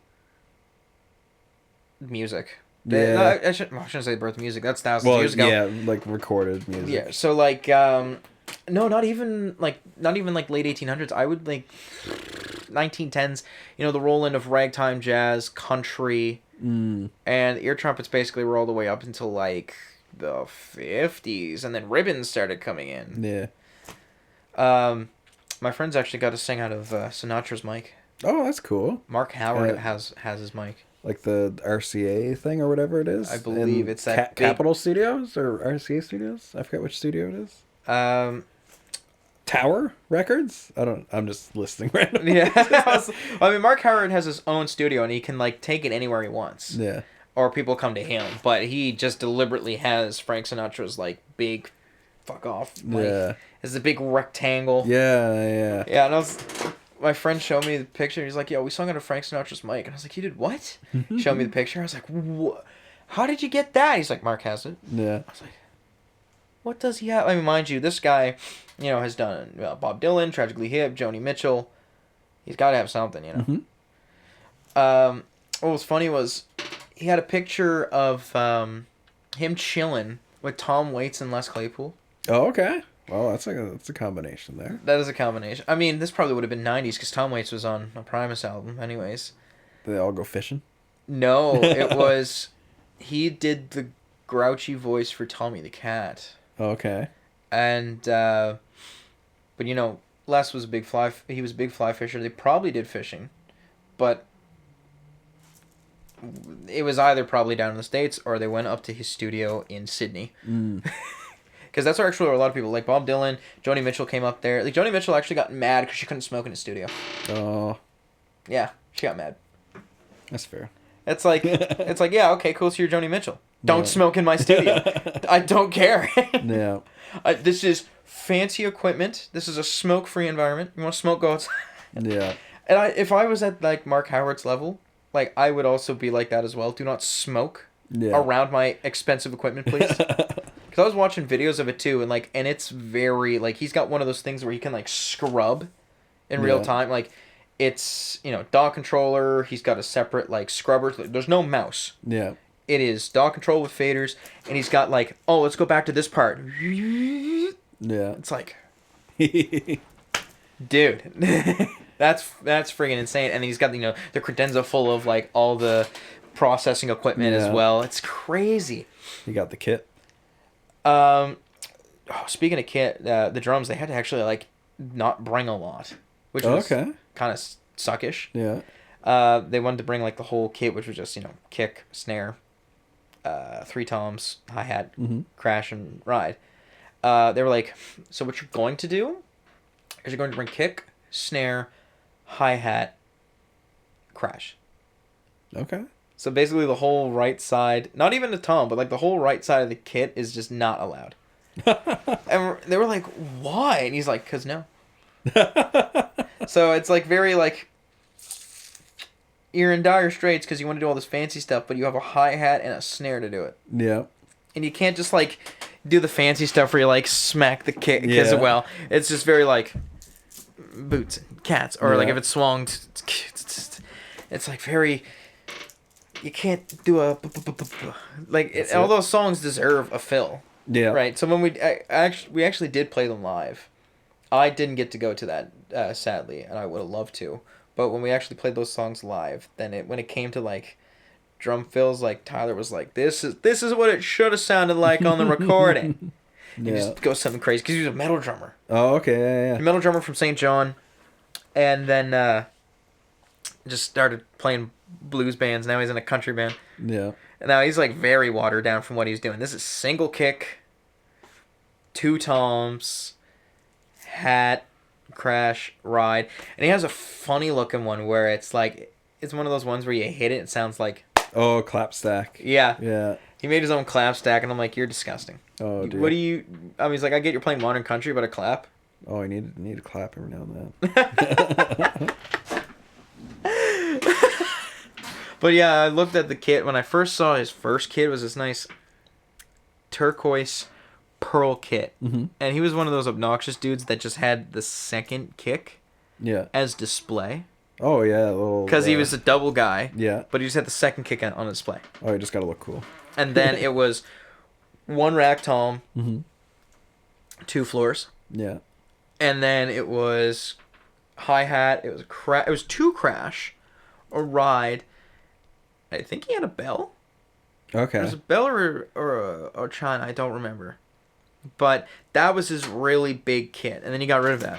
Yeah. I was like, and when he told me he got rid of it, and I was like, and this is your replacement? What a downgrade. Yeah. Oh dear. But and then he gets this. Here's the thing: they're playing country, so right, modern country, the snare's fat. Okay. He gets this really expensive 25-pound brass snare. Ping! And I'm like, what is this? You're not playing like speed metal. You're not playing like ska. You're playing country. Down tune that and make it go boom. Oh man, gonna cut. Yeah. Gonna cut through. There was one, did it ever? There was one time, and they only use the Yamaha EAD10. Okay, yeah. And they'll double up on the kick. Yeah. For some reason, the EAD10 doesn't pick up the kick a lot. Okay. But it picks up everything else. Yeah, no, those things are sick. They're really cool. And it's just an XY. That's all it is. Yeah. Phenomenal. But oh my goodness, there was one time I think they were using. No, they didn't even. There was one time that they didn't ask me to do sound, and I think they didn't put a single mic on it, and the sound guy was complaining that his snare was too loud, Oh dear. and the kit was not mic'd. That sounds about right. And so when I was told this information, I was like, Tyler, stop using that high snare. Down tune it to make it a little fatter, or just put a cinder block on it to dampen it. Like you're not playing again. I told him, like, you're not playing ska. You're not playing speed metal. You're not playing Chili Peppers tribute band here. You're playing modern country. It is a fat snare. It is the modern metal snare. It is like the Dire Straits snare. It's the Tom Petty snare. It is fat. Yeah. It is fat with a pH. It is just boom when you hit it. That is all it is. Just dampen it. Just dampen. Make it dead. Just kill it. Kill the drum. Make it super dead. Oh, I like the dead sound sometimes. Yeah. A really good drummer is Jake Reed. You ever seen him? No. All right. He's a session guy and he makes his own sample packs. Oh, okay. And he's made super dead sample packs before. They're great. They weren't pricey. But he's actually the one that put me onto triple overheads. Okay. And this is a really cool technique, and if I had the space for it, I'd do it. It was because he doesn't like XYs, or he doesn't like just the two straight downs or anything like that. He likes, when doing the triple, you have one right above the snare. So when it comes time to pan, your snare actually stays here. Yeah. And then when the other two, not XY, but actually OFRT, or yeah, OFTR. Basically, instead of 45 degrees, it's 110 degrees. Oh, okay, going out. Yeah. Yeah. So you have the mono, and your stereo is 110 degree theta of your two condensers, and then that takes care of your stereo imaging for the overheads, while your snare stays nice in the middle. Okay. Because his biggest gripe was like, the kit, basically the snare is to the left anyways. Yeah.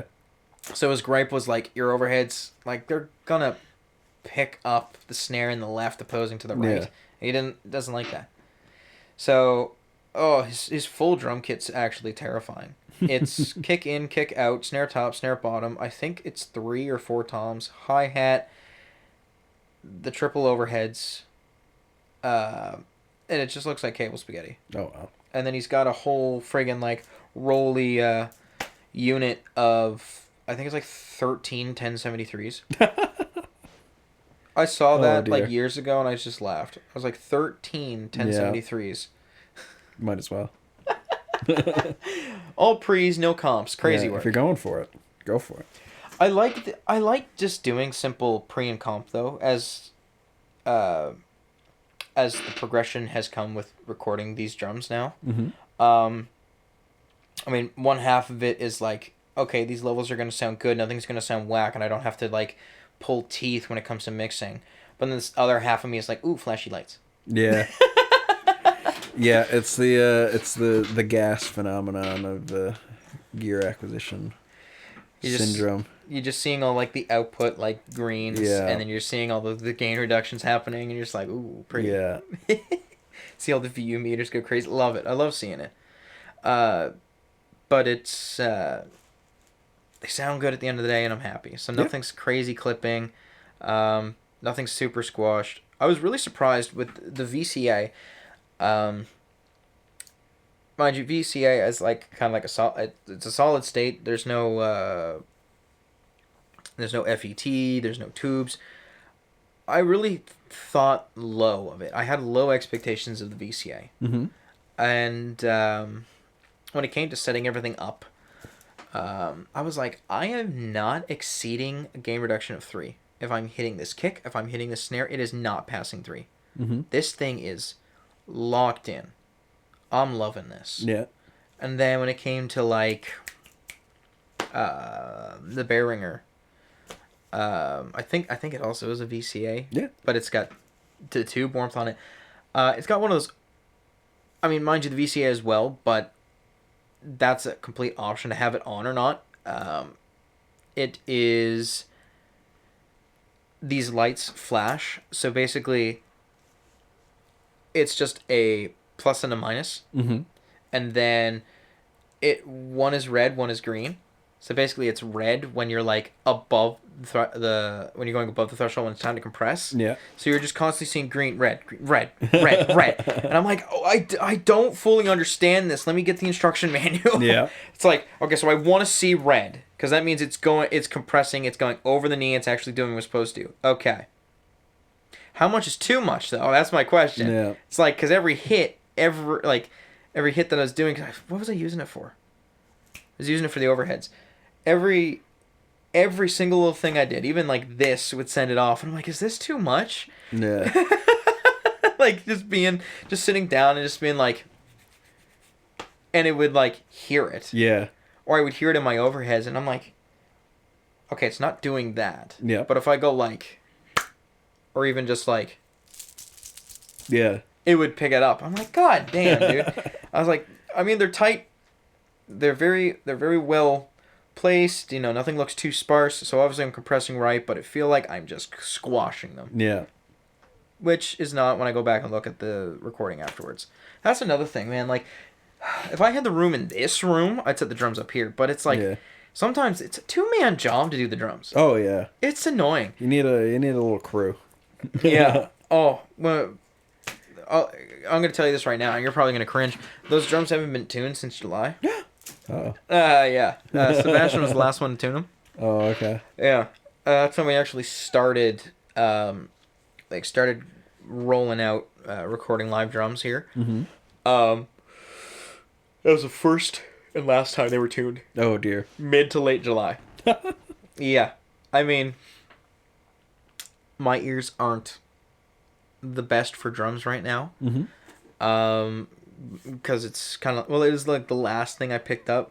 Mind you, it was like 8 years ago when I started playing drums, but it's hard to figure out different notes between the drums. I'm just like, Yeah. those sound the same. Yeah. There's so many different ways to do it. So many people have like their methods. Some people go really nerdy with like tuning it to notes or like pressure. Some people will just do it to like how it feels, like actually when you're tuning it. And then there's also the relationship of how you want to set your top and bottom heads. Some people like them the same. Some people like one looser, tighter, vice versa. There's no like right or wrong. Yeah, like I tune my drums, so I'll hit the. This sounds stupid. I'll hit the drum, like the actual shell, and kind of hear where it's playing, and then I'll try and get the drum head on top to be within that range, and then tune it up or down, sort of all together. If I want it higher or lower. And then the bottom one, I like a little bit higher, because depending on if you do it higher or lower, the drum will either sort of dive down, like go like do, or sometimes it'll just go, if it's super loose, it'll just be do. Or if you do the opposite, like it almost kind of like will add a ring to it, so it won't go like up in pitch, but it'll be like do, kind of at the end. So you can fine tune that however you like it to sound. It's like really like just like small differences, but you can hear them. I always thought beater shells versus resonator shells. I always thought the resonator shells always have to be tighter. No. You can do No. it. I was You can always do it the same or looser. Really, or, I always thought or have it was, none at all. I always thought it was when, like, for example, the snare. Mm-hmm. Basically, every 2 turns on the top, it's 3 turns on the bottom. Yeah, you want the bottom one to be a little bit tighter. You don't want it to be, and then again, it's like a balancing act. Because too tight or too loose, the snares don't react nicely, and especially it depends on the actual tension of the wires too. But if you get the wires tensioned nice, then you can really like control how much actual snare sound you're getting with how loose or tight it is. So like when I tune it, I'll actually leave the two posts by the actual snare strainer a little bit looser, so that way they stay in contact with the snare wire bed longer, so it kind of buzzes a little bit more while the other ones are tighter. Huh. Yeah. Okay. No, it all depends on how hard you hit, like what kind of music you're playing, what kind of like drum it is. But I just hit. yeah, like you could like it works pretty much well for everything, especially if you want like a really nice, if you want to be able to hear the snare prominently, we'll say. Like, I'm very laid back, but like it's all rims when it's instrumental. Mm-hmm. But then when singing, I just get off the rim. Yeah. That's basically the best way to visualize or dramatize my drum playing. It's very like, it's very Tom Petty, like early Tom Petty, very funky, but still like in the pocket. Yeah. Someone asked me, one of my friends, because he likes Tom Petty, he wanted to do a Tom Petty tribute band, and I was like, oh, I'll do the drums. I'll do the drums. I'm pretty decent with drums. I play like that. Yeah. He's like, you play like what? I was like, I play like early Tom Petty on the drums. Basically, that's my style. That's my fun. It's funky, but you're playing rock music. Mm-hmm. That's basically every time I play drums, it's just funky. It's funky. It's just ghost notes. Yeah. Fancy funk stuff. And then when I play guitar, it's like blues, I guess. I don't know. Yeah. Cause anything on acoustic guitar sounds like country. Bass, I don't know how to describe. Bass is funky as well, kind of. Yeah. Yeah, bass is pretty funky. That's the best way to describe my instrument. Oh, piano is straight jazz. Piano is just straight jazz, or very like. Or if another pianist would be in the audience, like, well, I've never would think to do that, you know. Yeah. Very like, does this guy know how to play piano? It's like, yes, I do. Yeah. Just not fast with it. Okay. Yeah. I can play piano. I'm just not fast. I know you play drums, and I know you play bass and guitar as well. Mm-hmm. Do you play piano as well? No, that's a regret of mine. I did piano when I was like really young, and I stopped. And I've tried to pick it up a couple times, and then just get like kind of frustrated with it. With me, if here's like the dream piano scenario. If I can't just like sit down and like shred piano, I don't want to do it. Like if I can't like be Oscar Peterson instantly, I just don't bother. You just want the overnight skill. Yeah, like if I can't naturally play piano in my head, then I'm not supposed to play it. But I like B3 or just organ in general is probably like one of my favorite sounding instruments. Like I love listening to piano. Maybe that's why I like it. I don't know. I just have too much reverence for it. And if I can't be as good as the people that I listen to, then I don't want to put half good piano in the world. I'm putting half good piano out in the world. I played keyboard for a hot minute in a band. I was originally bass for that band. Mm-hmm. Back when the lead singer the front man actually lived in Wolfville. He went back to New Brunswick, St. John, and so he was trying to build his band back up. And then on top of that, he built another band with friends that he's had forever. And then for that band, I actually drummed for a bit. First show we did was a New Year's Eve show in front of a bunch of millionaires. No pressure. No pressure. And when they started, it was actually, oh yeah, we're 432, by the way. Okay. I'm like, oh, okay. Sure.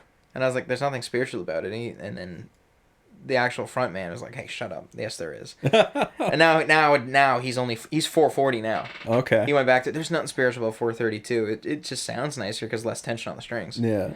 Right? And people, unless they have really good ear, won't be able to mimic your song, you know? No, yeah. But it took me a second to actually go from here to sing here. Okay, yeah. Because they put me on some high ones. They put me on, well, Run Down Dreams, not high, but they put me on Don't Let Me Down. Mm-hmm. And they put me on, they actually swapped me from drum to bass for House of the Rising Sun. Okay. I mean, it was fine, but it was just like, it was an absolute learning curve just going down. Yeah. And then I was the one that could sing the high, but they were also like doubling up on Don't Let Me Down. Don't let me down. I was like, okay, I know what's going on here. There's the two other, like the bassist and the other guitarists are doing that. So I was like, I'm just going to go, don't let me down. Yeah. I watched the footage and it sounded so good. Oh, man. But then when it came back to him so the guy who's setting up his band was playing bass for this band. Mm-hmm. And then when he went back to got his band set up, he was back on guitar. And he said, oh, I got a show in St. John. I was like, oh, you want me on bass? He's like, no.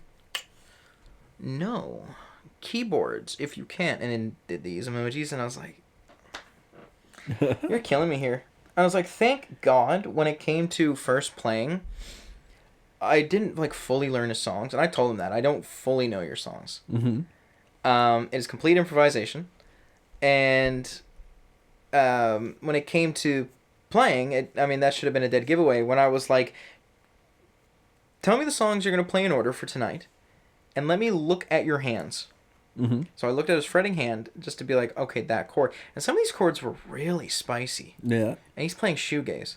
Okay. So I don't know where he got jazz chords.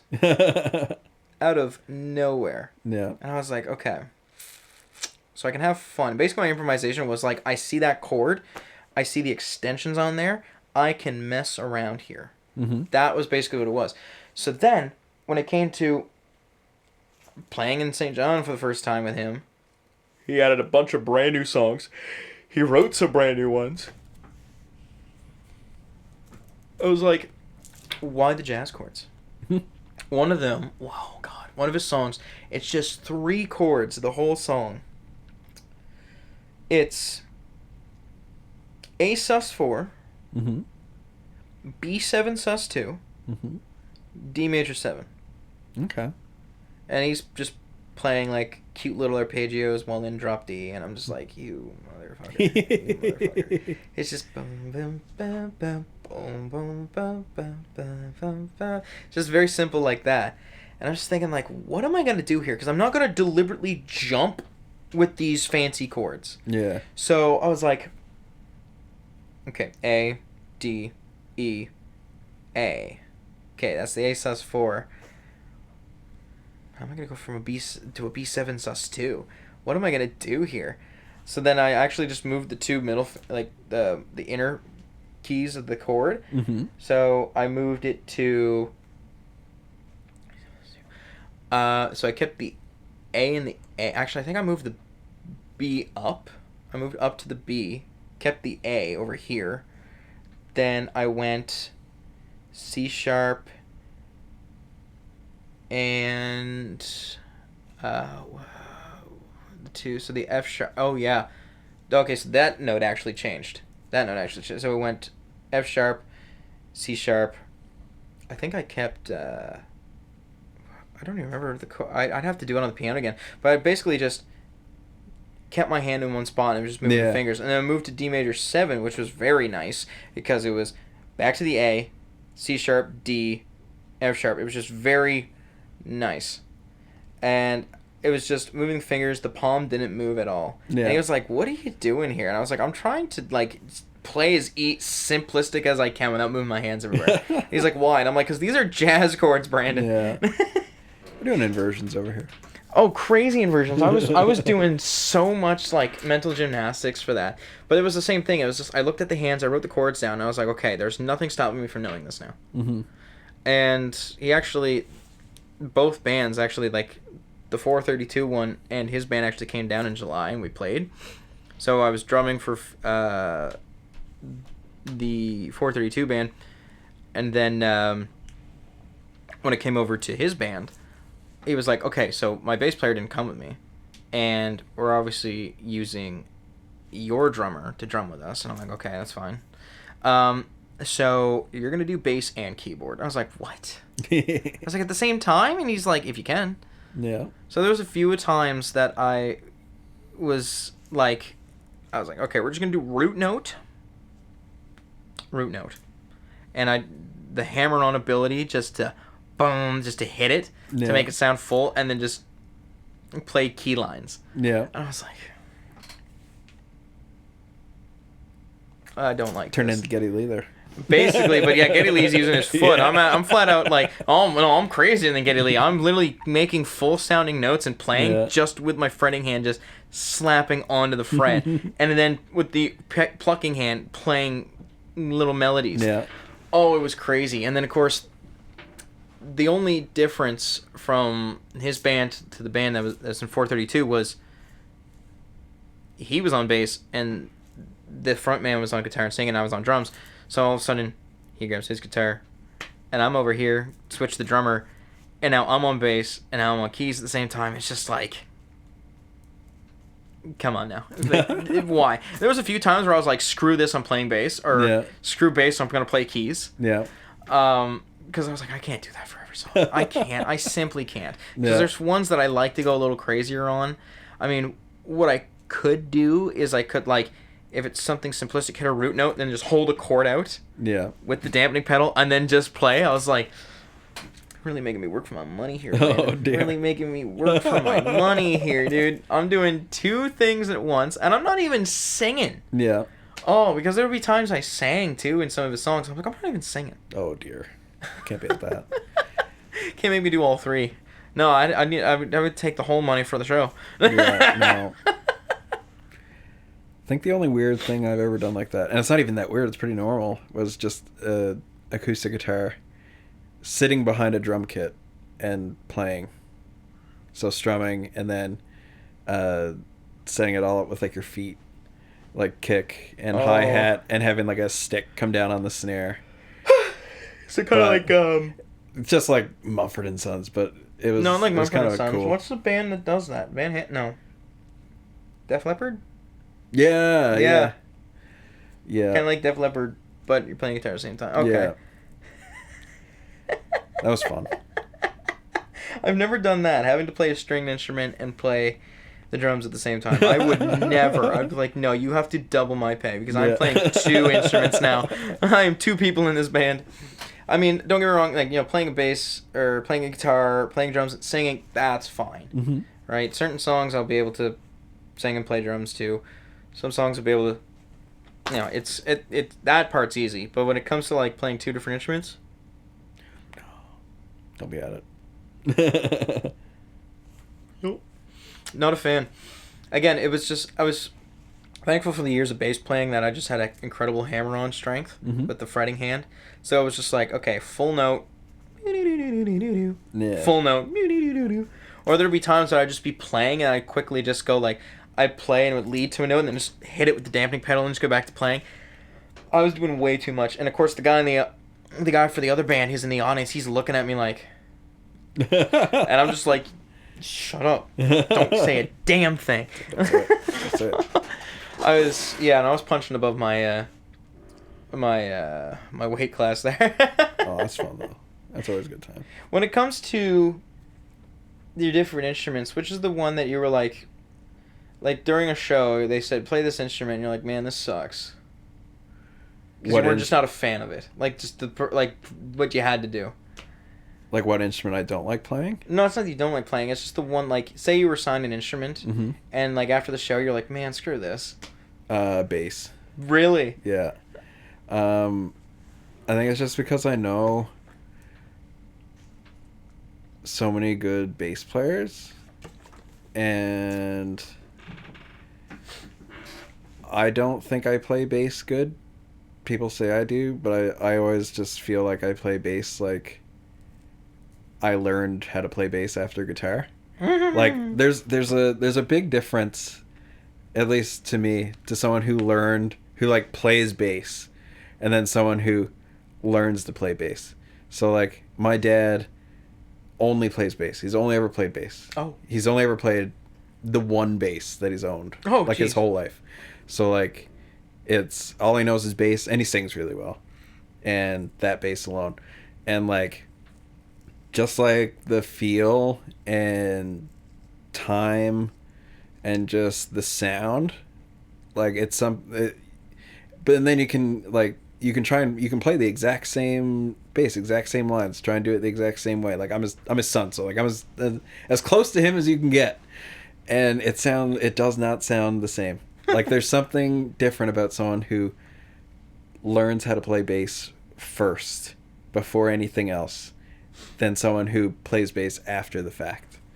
So I find I'm never as good as I want to be in my head, and I know I'll never get there because I can hear the difference in people who know how to play bass first and then other instruments, or just play bass. So that's my gripe instrument, is there's other people that are better at this than me. I mean, that was the first instrument that I had. Yeah. People are like, yeah, you're a really good bass player. And I'm like, yeah, but I'm not a fan of it anymore, you know? Oh, okay. I mean, the other band that I'm in, I'm on bass. And after the summer, if there's any more shows with that band, I'm switching to guitar. I'm going to find a bass player. Oh, okay. I'm just bored stiff. I mean, mind you, it's like, yeah, my bass lines are pretty cool. And don't get me wrong, but I can also spoon feed my bass lines, my original bass lines. Mm-hmm. I can be like, yeah, this is how I played it. Please play it like that. Yeah. And I'd be like, I can hand you sheet music, I can hand you tablature, like that's just how it is, you know, nothing fancy. There's a little bit of spice in there, but it's like it's I shouldn't say it's fluff. Mm-hmm. It's kind of flashy, especially when you're playing blues. Like you can't really do a lot. No, you're mainly like holding it down. Yeah, you're holding it down, and then you just throw a little bit of like, all of a sudden someone throws like oregano in there, you know, like yeah. And it would just be like these fast like triplet things that I would just do. If it's obviously a shuffle, a good example would be like I think I did it for maybe like 2 songs. It would be on like when I go up to the turnaround, I would just go like boom ba da bum ba dum bum ba da bum ba da dum. Yeah. Just that's or both times it would just be like the first one, just like bum ba da dum ba dum bum bum bum bum bum, just back up to the one. A few songs I actually did just stuff that just was like why, just to be like haha, have fun learning my song, you know. If someone ever did want to learn my song, that's also part. I was like, I make sure like you can't just hear it and be like, oh yeah, that's what he's playing. Yeah. Like one of my first blues song, when the guitar solo is happening, the bass is actually going crazy. Yeah. The guitar's just ripping its solo, and I'm just that's I'm just doing that while it's all happening, and everyone's like, what is he doing? That's like a friggin' I was trying to tell people about the song Footloose. Oh my goodness. The bass is buried in the song. Yep. But if you actually hear the bass line, it is mental. It is so good. It's probably one of my favorite bass lines ever. Oh, it's so good. Thinking of that now, yeah, I don't really I don't hear the bass. You can't. It's very hidden in the track behind drums. Is it just crazy like 16th notes or something, or crazy no? Eighth notes? It's almost like a John Paul Jones kind of thing, like where he's just walking all over the place, and gross. you can't even hear it. So gross. That's my recommendation. Go look up. It's Nathan East who plays it. He plays with Eric Clapton. Well, he's played with everyone now, but he plays with Eric Clapton now. Just look up Nathan East Footloose bass line. And it's so groovy. You know what? I have a feeling. Good. I have a feeling the bass line is probably on Ultimate Guitar. I'm gonna quickly just look it up. And mind you, I'm not a fan of unpredictable bass lines. Yeah. Oh So- no, like it works, but you just can't hear it. No, I mean like predictable. I mean like it's the same bit over and over again. Oh, okay, yeah. So, like Orion by Metallica. Mm-hmm. No, I'll never be able to remember that. Yeah. What, 8 minutes of different every time? Yeah. Moondance. Just all walking. Yeah. I can't. I literally can't. I've tried to beat that in my head. I can't. Let's see. Footloose. Kenny Loggins. Yeah. Let me look at this. Let me look at this tab here. I'm gonna mute this down. Oh yeah, this song was crazy. It was like a lot of like bends on G. Yeah. Oh god, let me look at the bass. Oh god. Oh god. All right, let me see what we got here. What are we cooking with here? Are there chords happening? Oh. Yeah. So there's chords, and he like is walking everywhere. I'm not seeing a lot of walking. I'm just seeing a lot of crazy. That's what I'm seeing. Because I'm just seeing like boom, boom, bottom, and then it just starts picking up. Boom, boom, boom, boom. It seems like a very.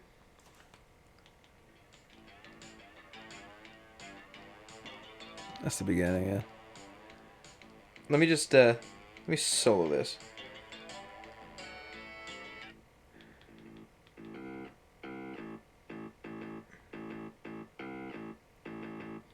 A C. Once you get into the actual like chorus part.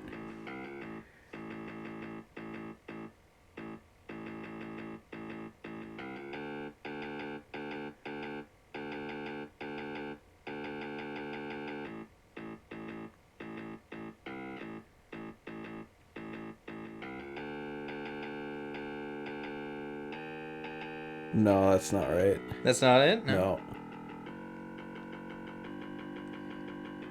There's a video of him playing it. This? That's part of it, yeah. Oh, that's nasty, actually. Yeah.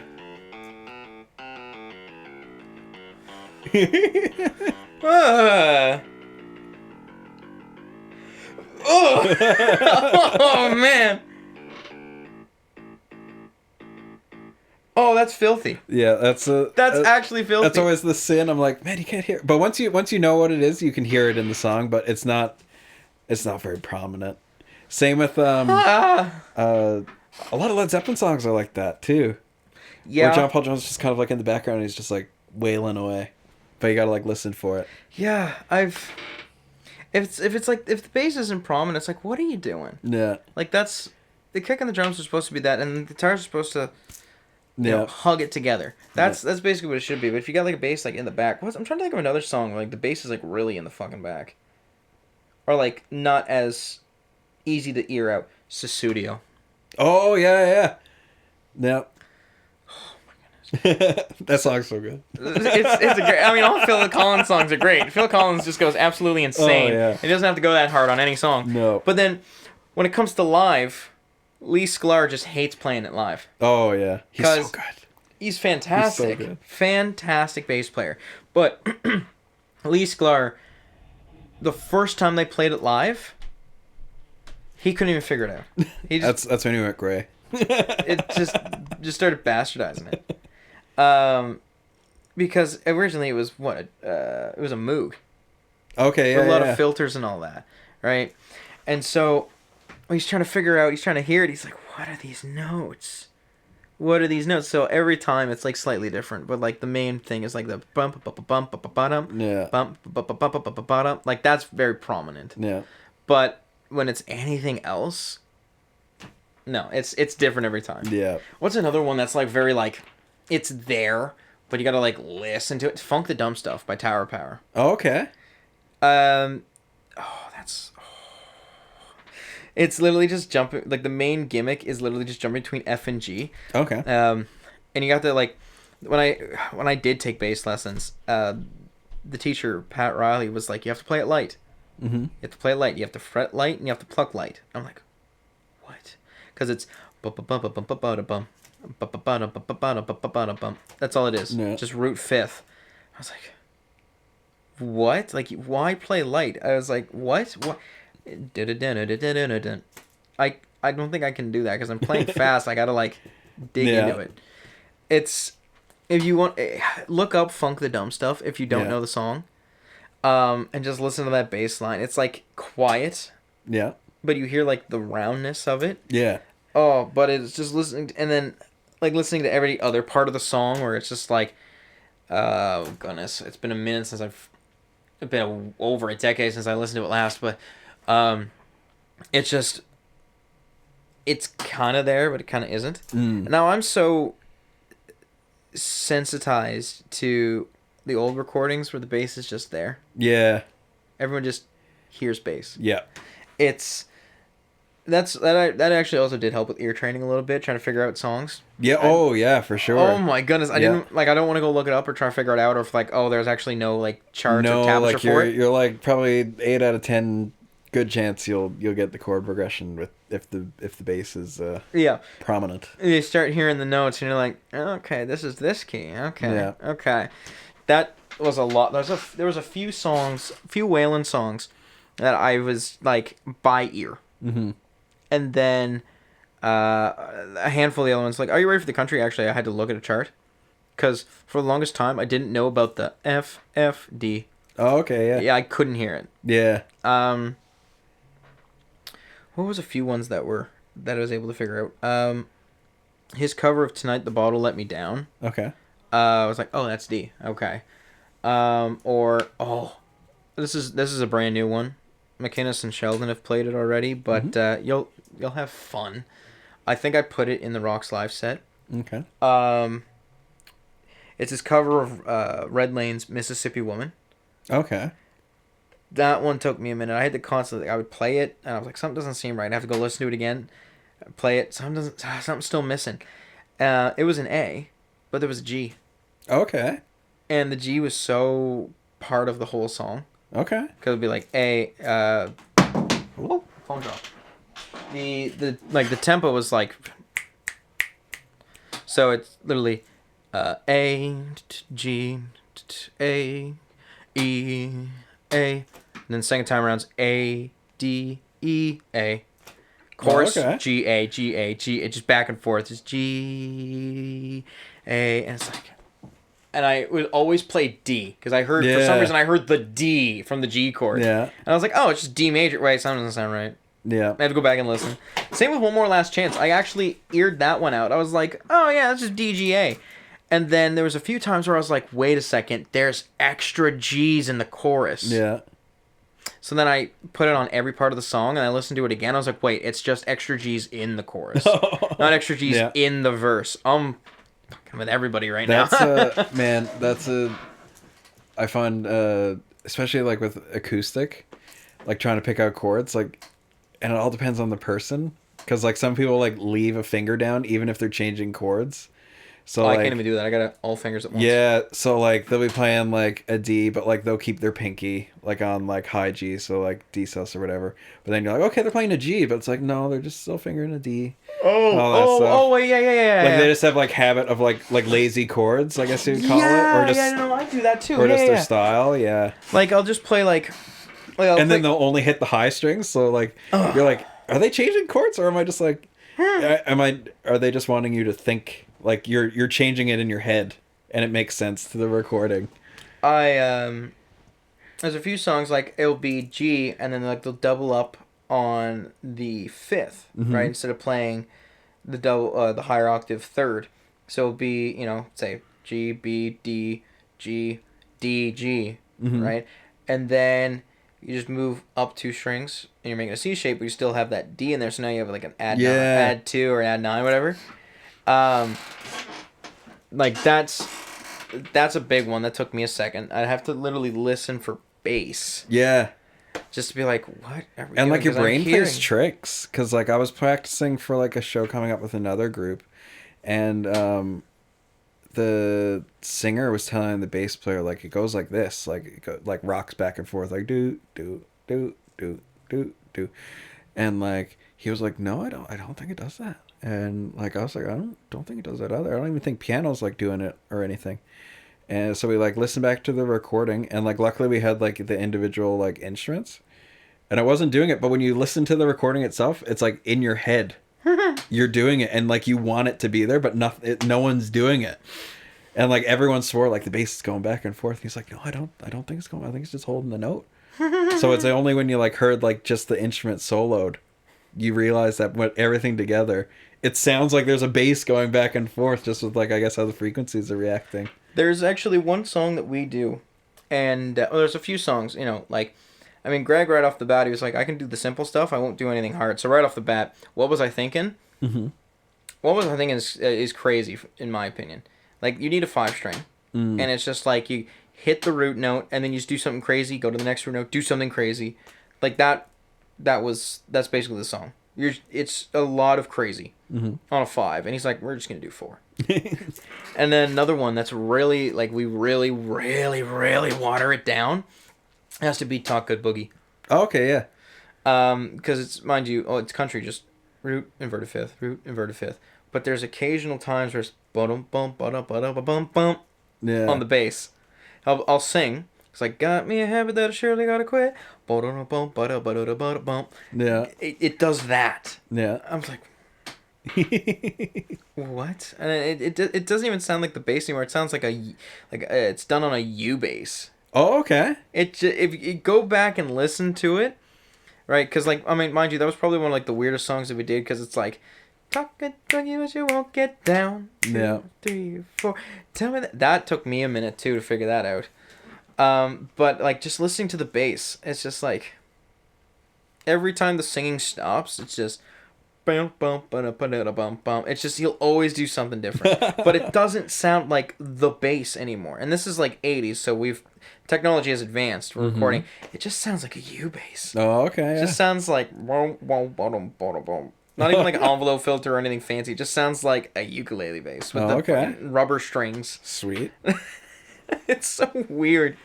There's a lot of watering down that we do as a whole, because it's like when it's something fancy or something like a random motif. I need to see something for it. I can't hear it out. Yeah. Like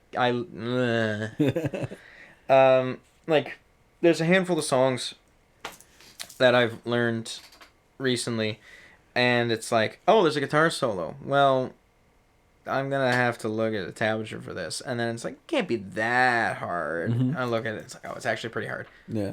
Like Only Daddy That'll Walk the Line. Okay. Yeah.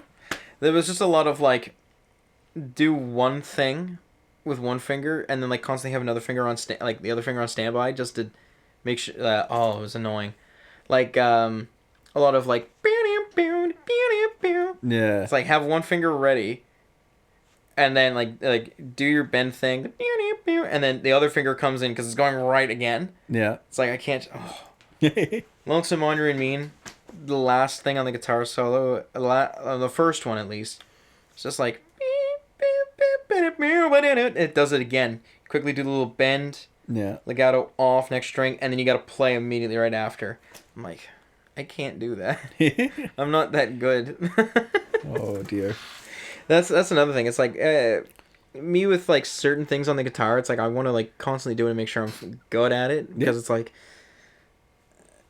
people say like, yeah, just stick to bass. That's your instrument. I'm like, no, I want to do more. No, you know? No, nothing wrong with that. When it comes to solos, it's like, man, I think they're right.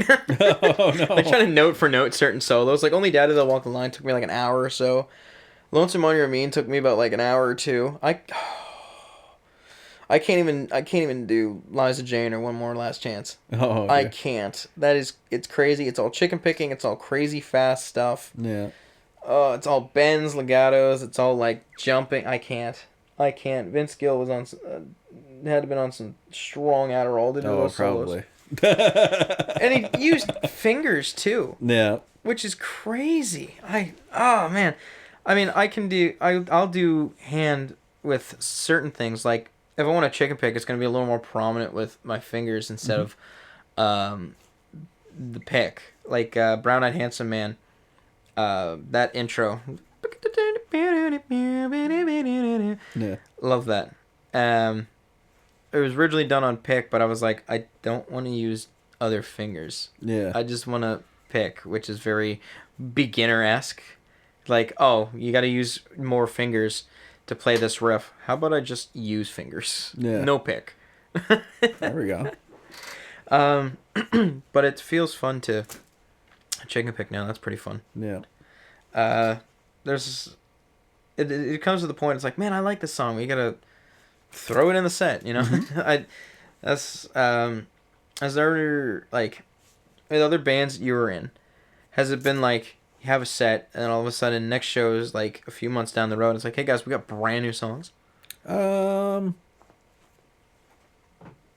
Yes and no. Like some of the things I've played in, like there's like a lot of songs to pull from. But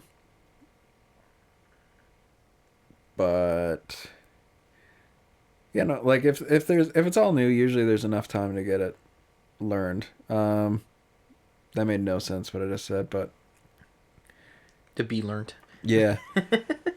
So yes and no. So sometimes it was always the same set of songs. We just played it. Sometimes you change the order, just sort of mix it up a bit. And then sometimes it's whenever I play with them, it's like a whole new set of songs. So yeah, I guess both. So like, what is like a number of like brand new songs? Like, what's the number that makes you go, God damn it? I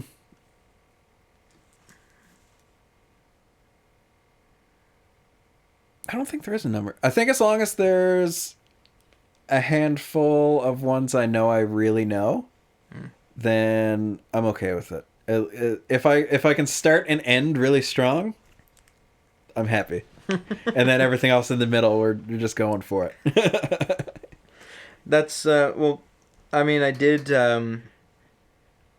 next show is for M Squared is actually it's Victoria Day weekend. It's the Sunday. We got Rocks Live.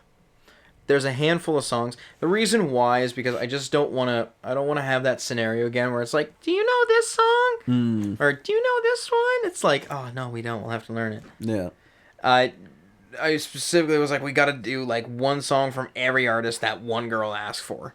Oh yeah. I know that. Yeah. Because she was like playing this, and I was like, oh, we don't know it. She's like, I thought you guys were old country. And I was like, oh, I'm only 26. She's like, I'm 21.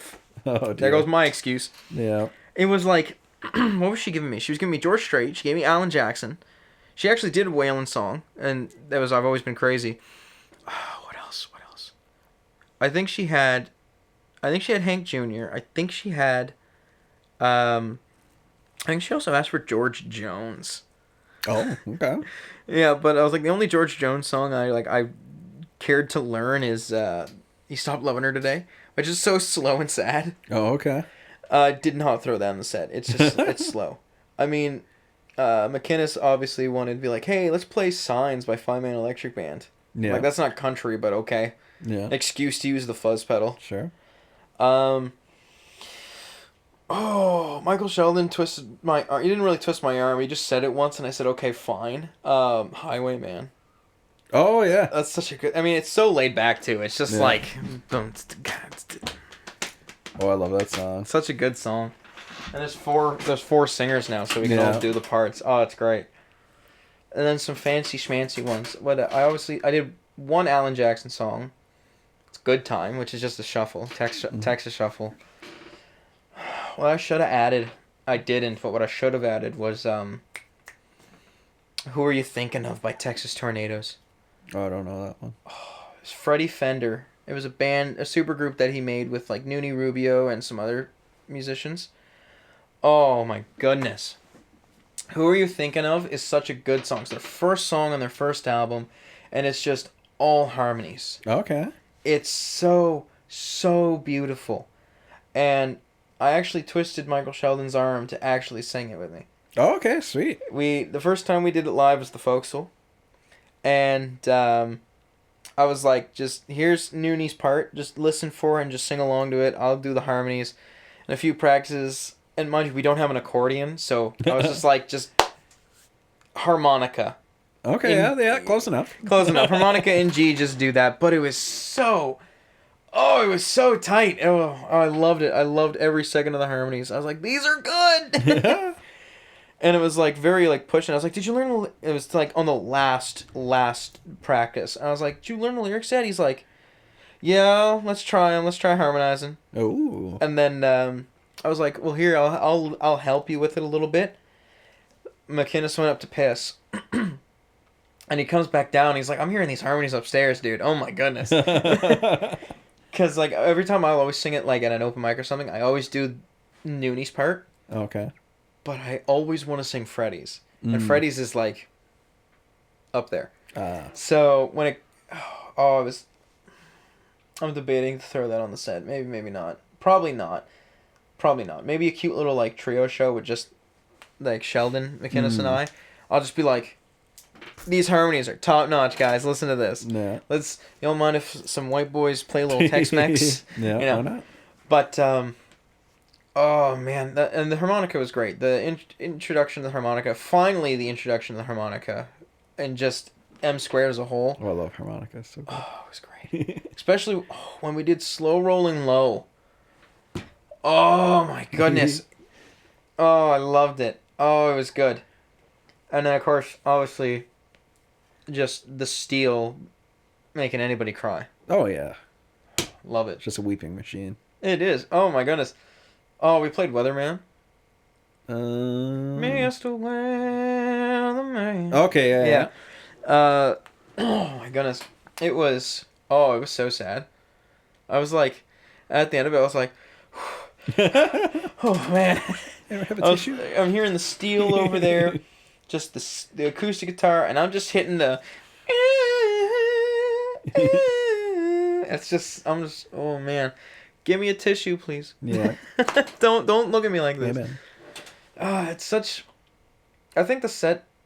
I don't know if you took a gander. I did send it like a few weeks back, but like, I have a feeling this set's probably gonna be like the best set. Okay. Sick. I say that until like we have originals, then that's gonna be the best set. Mm. You know? There we go. In terms of recording originals, it's completely up to you if you want to bring your drums or use those ones. Oh, it doesn't bother me. I can do both. You say that you haven't looked at the drums yet. Oh, I've seen them before. Oh, you have? Okay. Yeah, I've played worse. Thanks. Yeah. Thanks. That's all right. I didn't. Played worse. I've played worse. What's worse than a CB kit? Oh, the AD kit or whatever. Oh no. Oh no. I always make the joke. I'm like, oh yeah, good old K. Brenton drums. Yeah. Oh, but I do. What I do like though about the CB drums, the snare itself actually has a built-in dampener. Yeah. Revolutionary. Yeah, it's like the old like Ludwig drums and stuff like that. What I did funny though this time is like, so it has the built-in dampener. I always put like a do-rag over it and just like hold it in place. And then when I got the stand, I actually got an E-ring as well. Okay, yeah. So I got they work well. The built-in dampener right up against the skin. Got the E-ring, and I have that. And if I'm feeling funny, I just put something heavy, like I'll just stack my wallet and phone. Yeah. Wallet and phone. And mind you, this thing's already damped. Yeah. To crazy work. I mean, and if I could, I would damp with a cinder block. Yeah, no. I would get like, I'd get a cinder block. I'd stand it tall ways because it's not tipping over. It's not jumping. It's so heavy. But that is my fat snare sound. Yeah. Or another ideal snare. I would like Jonathan Moffat's snare. Okay, yeah. He's so good. Oh my god, Sugarfoot snare is crazy. Yeah. Like, if I ever want to mimic snares, I want to mimic Tom Petty's snare. Mm-hmm. And then in terms of like fatness and depth, but in terms of like snap and playing like really like jumpity tunes, like I would love the Jonathan Moffat snare. Yeah. I don't know what he does for that just to make that. He's pretty crazy. He's very meticulous but not caring about his drum setup. So like if you ever like see like his like everything is a different brand. Yeah. Like especially like his cymbals and stuff. So like he likes hearing he matches everything to it itself. So like he'll hear this crash and then he'll just keep hitting crashes until the next one will sound good after he hits that one. So it's just like a finely tuned little ecosystem he has there. Yeah, you got the big curtain of cymbals. Yeah. And it'll always just be like, Oh, he does like the smack, back hit. Yeah. and then chokes immediately. Yeah. It's just like, phew. Yeah. You ever seen the one where he's just like joking? He's just like snare hit and does a choke. He goes Oh, yeah. bang, bang, bang, Yeah. bang. And I was like, you're just doing this for fun. Oh, yeah. But it's that snare tone. Yeah. Like, mind you, again, I am all for fat snares, but like that snare, when you can tell when Jonathan Moffat was behind the kit Yeah. on a Michael Jackson song. You can be Yeah. like, oh, we are in the Jonathan Moffat, we are in the Sugarfoot era of snares. Yeah. He's So so it was good. basically like, it was bad, dangerous, history, a little bit of blood on the dance floor. And then he said he was with him till the end, but I don't really hear the Sugarfoot snare in Unbreakable. I think he would. I know that he was like gonna tour with them. I think so. I don't know if he meant like that. Like he was just like playing with them. Yeah, it's just like as soon as like the two, I said Unbreakable. It's Invincible. As soon as I heard the album Invincible, I was like, this is just electronic drums. This isn't Sugarfoot. Yeah. It's like where's the Sugarfoot snare? And then after he dies, they released 2 albums. Yeah. Right.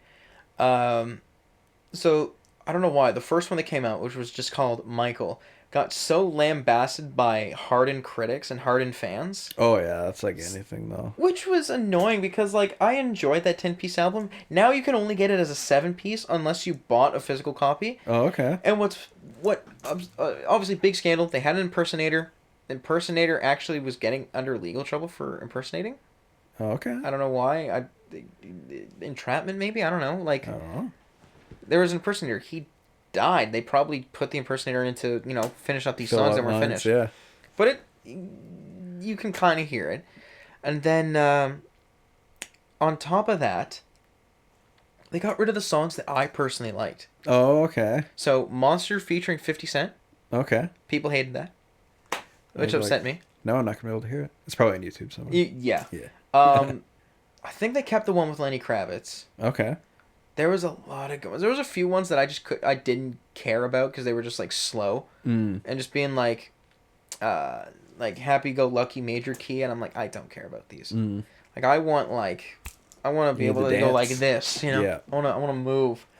But like Monster featuring 50 Cent is one of the ones they took out.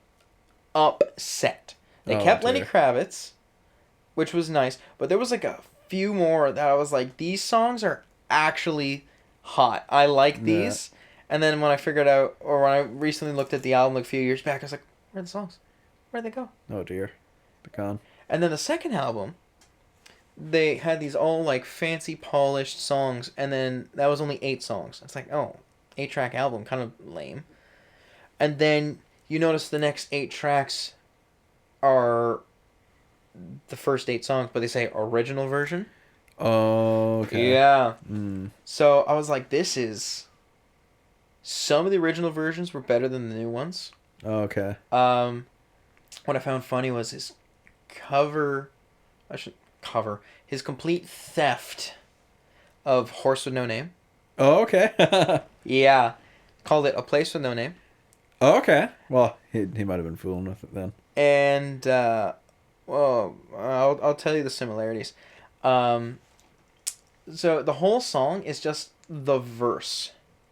The 2 chords. Mm-hmm. The E and then that fancy D chord. Whole song. Right off the bat, Sugarfoot drums. You hear that snare, love it. You hear him sing, and it's the same flow as the verse in a Horse with No Name. Oh, okay. And the only thing difference, his chorus is the interlude. Okay. Like the melody for the interlude. Yeah. So, the... Like the la la la's part. Yeah. La, la, la, la, la. So his chorus is, take me to a place without no name. Oh, okay. Yeah. And then at the end, does the la, la, la. Did he have beef with Neil Young? No. No? Okay. No, America wrote that song. Horse with No Name. Oh, Jums, yes. What am Yeah. I thinking of? I don't know. My mind was in Neil Young territory. It's probably one of the ones near like Vampire Blues era. Okay. I can picture something. Lame. Anyway. But it was complete theft, and I heard that song first before I heard Horse with No Name. And I randomly heard it one day, and I was like, "Was that me out of touch?" Yo, they ripped off Michael Jackson. Then I looked it up. I was like, "When did Horse with No Name come out?" Okay, 1970. When did A Place with No Name come out? Obviously, it came out in 2011. Yeah. Or 2014 or whatever. But listening to look, you have a Sugarfoot snare, so it's obviously 87 and to like 90s. It's in that range. But I was like, this is complete theft. Complete theft. It's the main two chords. Yeah. You're singing the same way. The only thing that's different is the last verse. Yeah. Your chorus is their interlude line, and then you add their interlude line at the very end of the song. Oh, okay, yeah. And then when they did the brand new version, they kept the chorus the same way, and they kept the interlude the same way, but they just changed it up completely. They changed the song completely. So, but then the flow is still the same as Horse with No Name. And then when the song came out, apparently America was like, "Oh, we're flattered he sampled our song." I was like, "Buddy, no."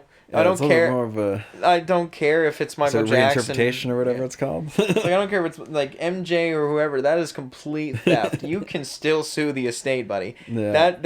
He took your song. That is like 98% Horse with No Name. Oh dear. The only difference is there's no bridge and guitar solo.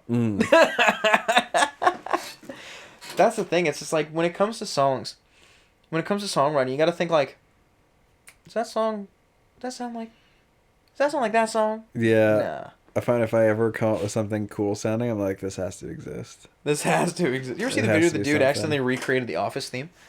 Oh no, I believe it though. Like, I'm surprised it doesn't happen more. Well, it definitely probably happens more often than I think. But like, even just chord progressions are just like a melody. Like, it'd be like that kind of sounds like this song, and that song had a baby or something.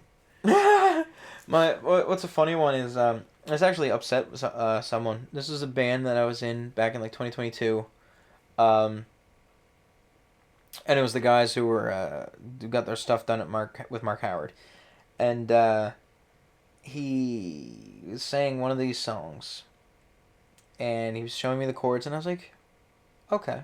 And I went home and I was like, that sounds a lot like Under the Bridge. Oh, okay. Like roughly the same chords. Yeah. And then when we go to practice again, I forget if it was the drummer who actually was there for the song or the keyboard player. I think one of them said, like, how does this go again? And I said, oh, yeah, think Under the Bridge by the Chili Peppers. And he didn't like that. He's like, doesn't sound like that. I'm like, yeah, it does. Oh, dear. Yeah, he didn't like that.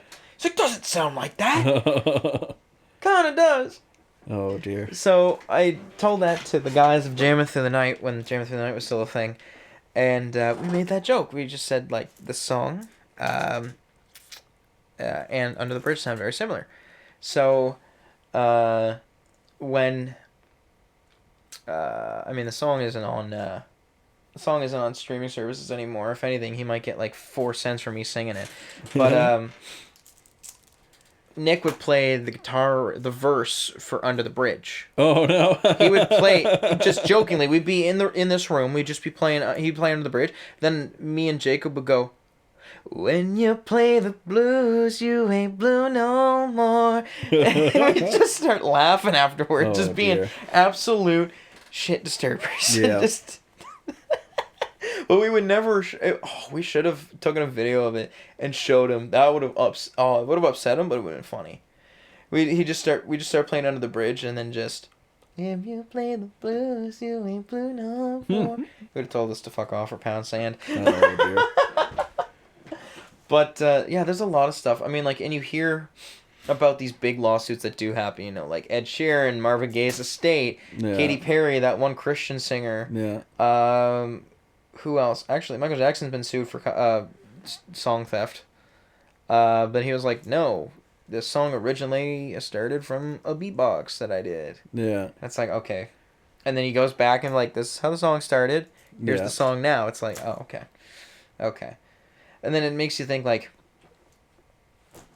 if your backbone or if your like central nervous system of your song is a beatbox, it's like, you can only do so many things. Yeah. You can only make so many beats without it sounding the same. Yeah. Right? Because like I think like the most sampled like drum beat is like this one that the Chili Peppers did. Yeah, and then you get into like all like the break beats, like you got like the Amen. I break. love the Amen break. So good. I love it. The bum bum ba ba ba ba. Yeah. My favorite Amen break has to be "Heavy Dirty Soul" by 21 Pilots. Oh, okay. I haven't heard that. It's been used so many times. Oh yeah. It's everything. And the original Amen break is a 4-bar thing. They only use the first two. Oh yeah, like it's only like I remember I bought like the actual LP, just to like have it like in my collection. Be like, this is the part, and you play it, and it's like, oh, okay, it's just that little part, and then that's all that gets used, and it's everywhere. It's insane. It's such a fancy thing with syncopation. Yeah. But like obviously it's a hell of a lot faster than the original Amen break. But the beat, it's just the first two bars of the Amen break. So bum bum ba ba ba da ba ba da ba ba ba da ba. That's all it is. Yeah. Whole song, love it. And then it just the bridge breaks on this fancy like 5-4-4-4 5-4-4-4. But I just love that, and that one really got me like into. I wanted to make sure I could do that just by like tapping before I even touched a drum kit. Yeah. I was like, I want to make sure I can like associate besides from boots and cats. Yeah. I want to be able to do something fancy. And then I stepped behind a drum kit and I was finally comfortable. I went like. Yeah. Oh, it was great. It was dopamine hit. And then funkier stuff. That's when I got into like later down the line I got into funkier stuff. Tyler Daniels did drums for he wrote a drum line for a Jamming Through the Night song, and it was his take on a what's it? I always call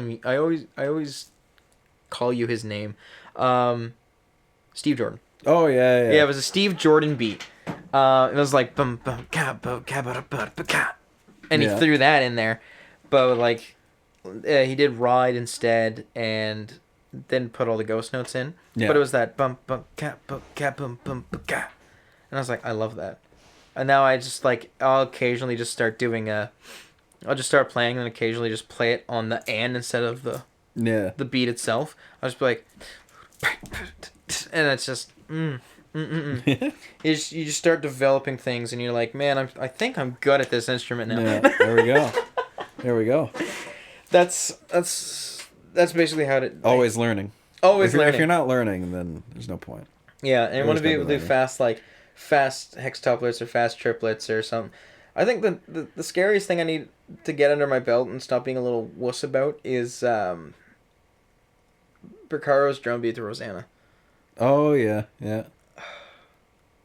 It's terrifying. It's terrifying. It's the fact that it's like my ghost notes aren't quiet enough. Yeah. I want to like make every hit the same. Yeah. And it always messes with me. Like the Bo Diddley kick is fine. Yeah. But it's just like the ghost notes that always mess with me. Yeah, hit a really cool touch. Going through like a big like Toto phase again here now. So, oh yeah. Yeah, so he's him and his brother are crazy. Oh, what's your favorite Toto album? Thriller by Michael Jackson? Oh, yeah. It's like name like the whatever recording studio they all worked at. It was, I watched that 38-minute video of Porcaro, just talking about drums. Oh yeah. Disgusting. Makes you not want to play drums. Yeah. And then what's funny is Steely Dan got Porcaro. Yeah. And they made him shuffle, and he hates shuffling. Oh dear. And so he got so mad, threw the sticks, took a lap around the building. Should have got Purdy. I think they did get Purdy for a couple things. I forget the guy's name, but he wasn't the drummer for Tom Petty. But he early Tom Petty had the same style. It was this black drummer. I forget the name. But he did the drums for Money for Nothing. Oh, okay. This is back. This is the part of like Dire Straits where they started like getting random people. Oh, okay. Yeah. Yeah. So Brothers in Arms, they had I forget the guy's name, but he was like the king of the hi hats. Mm-hmm. You that ringing any bells or No. no? I can't remember his name, but it was just it's just his touch with the hi hat sizzle, Mm-hmm. and you can go listen to it on Money for Nothing. It's just a very like, Money for Nothing is. Yeah. It's just very, very nice. I mean, and I say it's very similar to the drummer of Tom Petty, especially like Damn Torpedoes. Favorite album. Favorite album. It's just all the sizzle work that he does. Yeah. It's all funky. You're playing rock. Oh, but yeah. It's all funky. And you just, like, Here Comes My Girl is a phenomenal example. It's just, and it feels like, not like you're not intentionally hitting it. Yeah. To actually make the sizzle sound. It feels like it's hard to describe. You might understand it. Yeah. It's you hit first and then split second you let it sizzle. Yeah. Instead of just like same time basically. Yeah. But it's like a very hit and you just let the resonance of the cymbals just Yeah. that's basically that's the light sizzle feeling that I like. That's funky. Yeah. That's I can only do that every blue moon because it's always an unintentional thing, and when I hit it, I'm like, I'm sizzling right now. Yeah. I'm like I'm kissing the cymbals right now. Yeah. It's just it's such a rare thing, or it's just something like you don't really like listen to because like at that time they had the technology to full kit that drum or full mic that drum kit, and then it's not like it's picking up from a different mic. This was like, there's a hi-hat mic on here. Yeah. And he's being super delicate with those sizzles. Yeah. That is talent. I love that. Yeah. Oh, man. It's that and this random, I call it the fuck ass shuffle. Okay. Because it's just fuck ass. Basically, it's just you know. Yeah. I actually used it on a song. And sometimes I would like if I'm behind the kit, I'd just jokingly do like a little snippet of it, just to see how people react. Then I just go back to normal. Mm-hmm. But the best way to describe it is instead of you instead of it's you use one and. Yeah. So one and, 1, 2 and 1, 3, 4 and. So Yeah. or you can just straight up go. Yeah. And then it's always bum bum on the kick, and on the times that you don't hit the and on the triplet, ghost. Oh, okay. Yeah. So it's very very hard to describe, but it's like yeah. It's very almost kind of Frank Beard is really good. I still call it the fuck ass shuffle.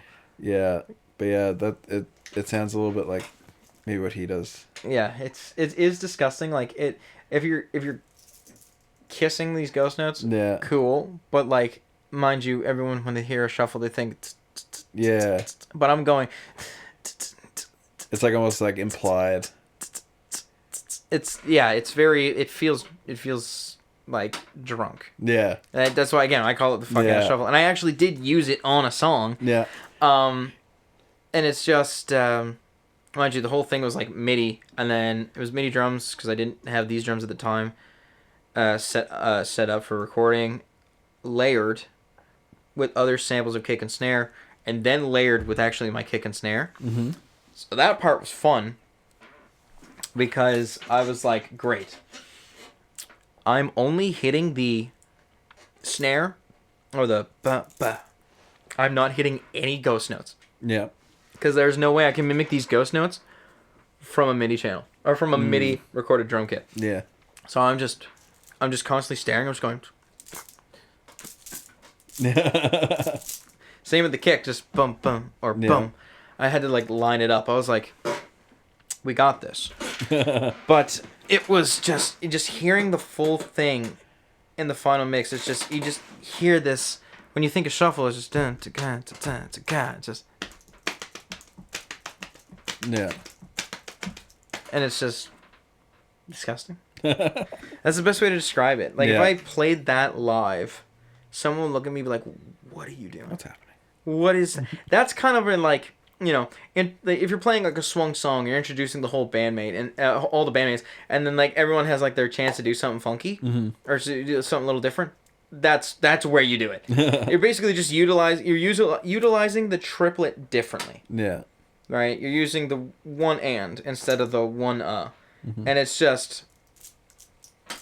feels weird. It feels like something else is happening, but, like, if you hear it on, like, guitar, if you hear that utilization of the triplets on, like, an electric guitar, no one bats an eye. Oh, no. Or on a bass, like they hit dun dun dun dun dun dun dun dun dun. No one cares. But the second they hear it on a drum, it's like unorthodox. Yeah. Oh man. We could yap for hours here. How long are we going here? 3 hours. Good lord. On a school night? Crazy. On a school night, oh man. I'm joking. Time to go to bed. Yeah, time to. Oh my goodness, yeah. Oh man, it was a pleasure to kick the season off with you, man. Oh yes. Definitely get you back in, because last time we were together was just a big, nice, small, medium-sized kickback. Yes. Like over a month ago. Yeah. Good lord, we'll finally get everyone back in, good times, and hopefully get some songs out. Mm-hmm. Yeah, that'd be nice to get some songs out. That was also another thing. I twisted the arm of a person who's performing with us, and he goes, "What's the significance of the show?" And I was like, "Just a show." And I was like, "Yeah, we can make it a single release if we want." He's like, "Oh, then we're in." Oh, okay. I was like, "Great, great." Now we need a single. Yeah. But I'd probably just do it the same old-fashioned way as well. Yeah. You know, the 4 mics, tape saturation, make it sound old. I jokingly said to a few guys, I was like, why don't we write Bro Country, but mix it like 60s, 70s? Oh dear. Oh no. Oh dear. Oh no. We're right Bro Country, singing about trucks, girls, beer, boots, eagles, guns. Was just like a With a whiskey jug bass and like a Oh. broom handle bass and like a... Oh, we're thinking 20s now, huh? Oh, yeah, we're going way back. Like what is it? Skiffle music? Skiffle music. Skiffle music no. with modern lyrics. I do have an acoustic bass, though. There we go. Yeah, that'll be fun. We're halfway there. Halfway there. I'll bring a couple tubs and a I can ask you to rip a washboard. No, I'll ask you to rip the frets out of the acoustic bass. Yeah. There you go. Because it already sounds flat already. Yeah. Oh, but I wouldn't get you to fill the grooves back in. No. No, I'm not that good. I've played upright bass before, but I'm not. It's okay because technically the fret space is longer, so I'm like, okay. But when it's like closed in, I'm like, Yeah. you know. What was I gonna say? Oh, you know what? I completely forgot about that. I want to do. I want to do mid-side recording. What's that? Ooh. Okay. So you got a mic like this, just a normal cardioid large diaphragm condenser, and you face it, right, capsule facing you, and you have a second mic, figure 8, and you perpendicular. Oh, okay, yeah. Yeah, that nasty thing. Yeah. Oh, I love it. As soon as I saw that in action, I was like, this is crazy. Yeah. The unbelievably stereo sound. Yeah. From just like double track, flip and verse, or invert phase, and then just this, and you just get this phenomenal stereo. I would, I saw that Apex had, I think it's called the 455B, which is a condenser mic, and it's a multi-polarity switch. Mm-hmm. So you have cardioid, figure, and omni. Mm-hmm. And I was like, why is this $200? Why is this $200? Because like every time I see a mic like that, like an AKG C414, they're $1,000. Oh yeah. And it's the same thing. It's a condenser mic, and it's got the multi polarity switch. Mm-hmm. I'm definitely not buying an AKG. Yeah. No. No. But I mean, I also have a lot of Apex mics. These ones, this is a Mackie. That's a ART. Mostly my Apex mics are like the drum mics, Mm-hmm. the vocal mics. I don't have. I like them. Oh yeah. They sound No. fine. You can make anything work. But yeah, everyone's just like, oh yeah, Apex is cheap, and I'm like, sure. Yes, and. And it doesn't matter. You don't have to have $1,000 things to sound Yeah. good. No. It's all about the ears. Yeah. Hey, that's another thing though. I heard that Apex. That's a brand. That's a Long and McQuaid brand, isn't it? Like they make Apex. Yeah, I'm pretty sure it's like a house brand, Okay. if I'm not mistaken. So they got their own like. I've never actually looked at a packaging from Apex, but if I looked at Apex, it's like made by Long McQuaid or is like. That I would not know. Okay. I knew like back when I worked with them, they did have a couple of house brands. Now it was just like relabeled stuff, like kind of like a like Great Value or like President's Choice or something like that, Oh. but like for music stores. I think the only like in-house brand that they have is anything under Yorkville, like Trainer and stuff like that. That's their brand. Like they own it, like own the factory. They own Yorkville. Yeah, like and they're like the distributor for them too. Oh. Yeah, they're based in Headquarters would be Ontario, wouldn't it? yeah, it's in Ontario. I forget the name of the city. Is it Yorkville? I don't know. But yeah, they weren't originally like they worked with each other and then like merged. Yeah. Okay. That part didn't know. I overheard and I must have. That's why you always see a lot of like Trainer and Yorkville stuff at Longwood, because it's theirs. Wait, Trainer as well? Yeah. Oh. Yeah. So if you look under everything, Was it Yorkville, the same thing? Did they buy Trainer? I think Yorkville bought Trainer, or they were working under the same building because they're made in the same place. Really? Yeah. And Trainer is like good quality amps. Yeah, they've been around since the 60s. Before that, like 65, 4 might have been the first one. I honestly didn't know that was bought. I thought they just still doing their own thing. Yeah, no, You think a guitar brand would buy them over? Yeah, but like like Yorkville's like a distributor now, so like that's how they get like Gibson and stuff. So they don't own Gibson, but they distribute it for them and stuff like that. Ah. Yeah. Okay. Yeah. Again, you'd think Trainer. You think like one amp company would buy over the other amp company. Yeah. Like what was it? Gibson bought Orange. Oh, okay. And Mesa Boogie. They bought Mesa Boogie. Yeah. Too? Yeah. Disgusting. Disgusting. Like, I remember I saw a video from Rick Beato because he got this wall of Orange amps. Yeah. He was talking about like I was like these ones are actual original British Orange. Yeah. And these ones are bought by Gibson. There's either Epiphone or Gibson. Yeah. He's like these ones are bought out. This is Yeah. like this is the buy over. So you have ones of these serial numbers or like these low number serial numbers. You are a lucky individual. You have the original British sound. It's like, okay. Oh yeah. Same thing as this I didn't know for a hot minute until maybe like a year or so ago. So my 4-string bass that my go-to is it's called Tobias. Mm-hmm. Right? And the bass is called Toby. Yeah. Not by choice.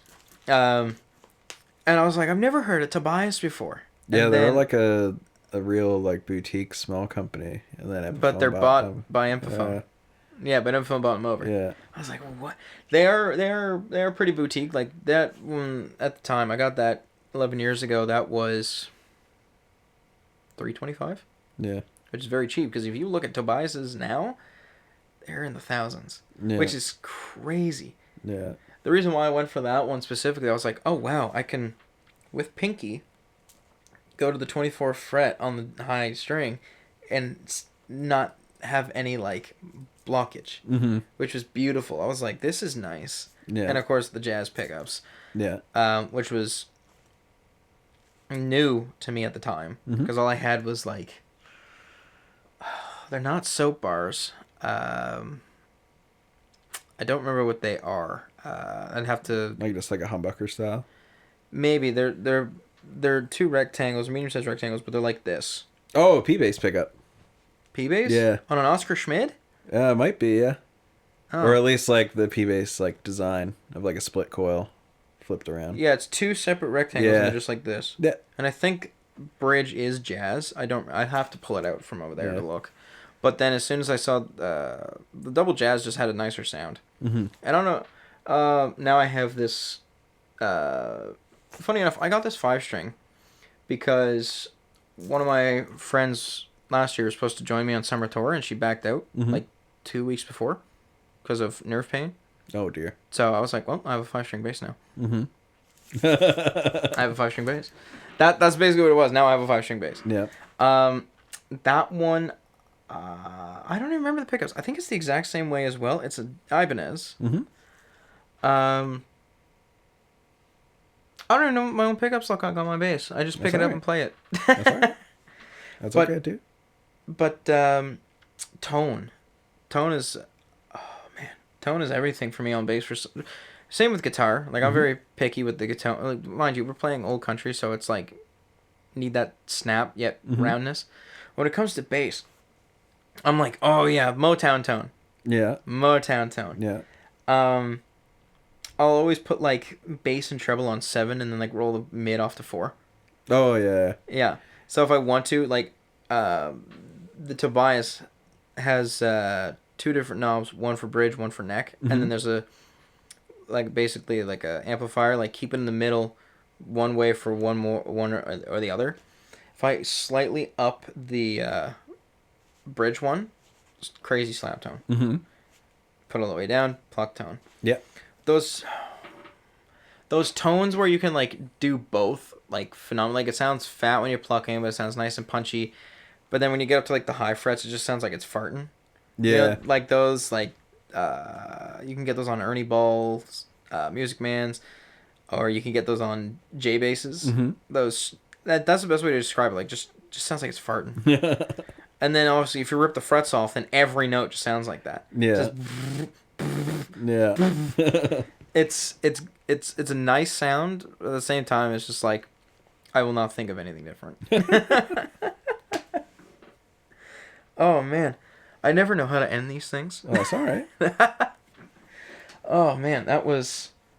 I think now this goes on the record for the longest episode. Oh, okay.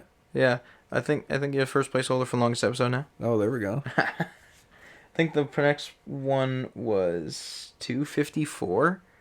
That was That's not bad. Pierce. It's a nice little listen there. Oh yeah, that'd be fun to go over all this. Oh man, thank you very much, Michael, for Thank you for having me. thank you for helping me start this series off again. It's been way too long since I've done one. It's been almost a year to the date, so I just again thought about it because I was like, man, I need to do this again. I need to talk to people again. Mm-hmm. You know, I need to talk to music nerds. That's basically what the whole podcast was. Back from day one, like in the planning room, I was like, music nerds talking to other music nerds. Mm-hmm. Right? And everyone was like, there was a few people that were like, oh, I've seen this done before, but I haven't seen it really take off. And I was like, I have a feeling we can do it. There's enough music nerds. Oh yeah. There's enough. There's enough people to chat to. But it's gonna be great to get back and talking to a lot of people again, because I remember they would be like, oh, I want to do it. I was like, well, get in line. Yeah. And then just nothing for a year. Oh dear. So now it's like, hey, you still want to do this? Yeah. But no, again, it feels great to actually finally start doing it again. You know, just chilling and just being silly for an extended period of time. You know, thank you very much, Mike. No problem. Oh man, this wraps the first episode of the new season of the Bedroom Studios official podcast. Before we leave, shout yourself out. Michael Ball. No, you're like Jesus. You can find him. You can find me Actually, you can find everything at my name, Michael Ball, MICHAEL BALL, music, MUSIC.com. That's a dot and a COM. Commercial for a Canadian website? Crazy. Yeah. You can also find him on the gram. You can find MB Guitars. Yep. MB Guitars 709. Represent Newfoundland with that area code. That's what that meant. Yeah. I never knew that. 709 is the area code for Newfoundland. So. And if you need your guitars ever fixed, repaired, set up, go shoot him a DM and be like, yo, fix my guitar, please. Yeah. And he'll be like, sure. Send me a picture. Doesn't matter how mangled it looks. Yeah.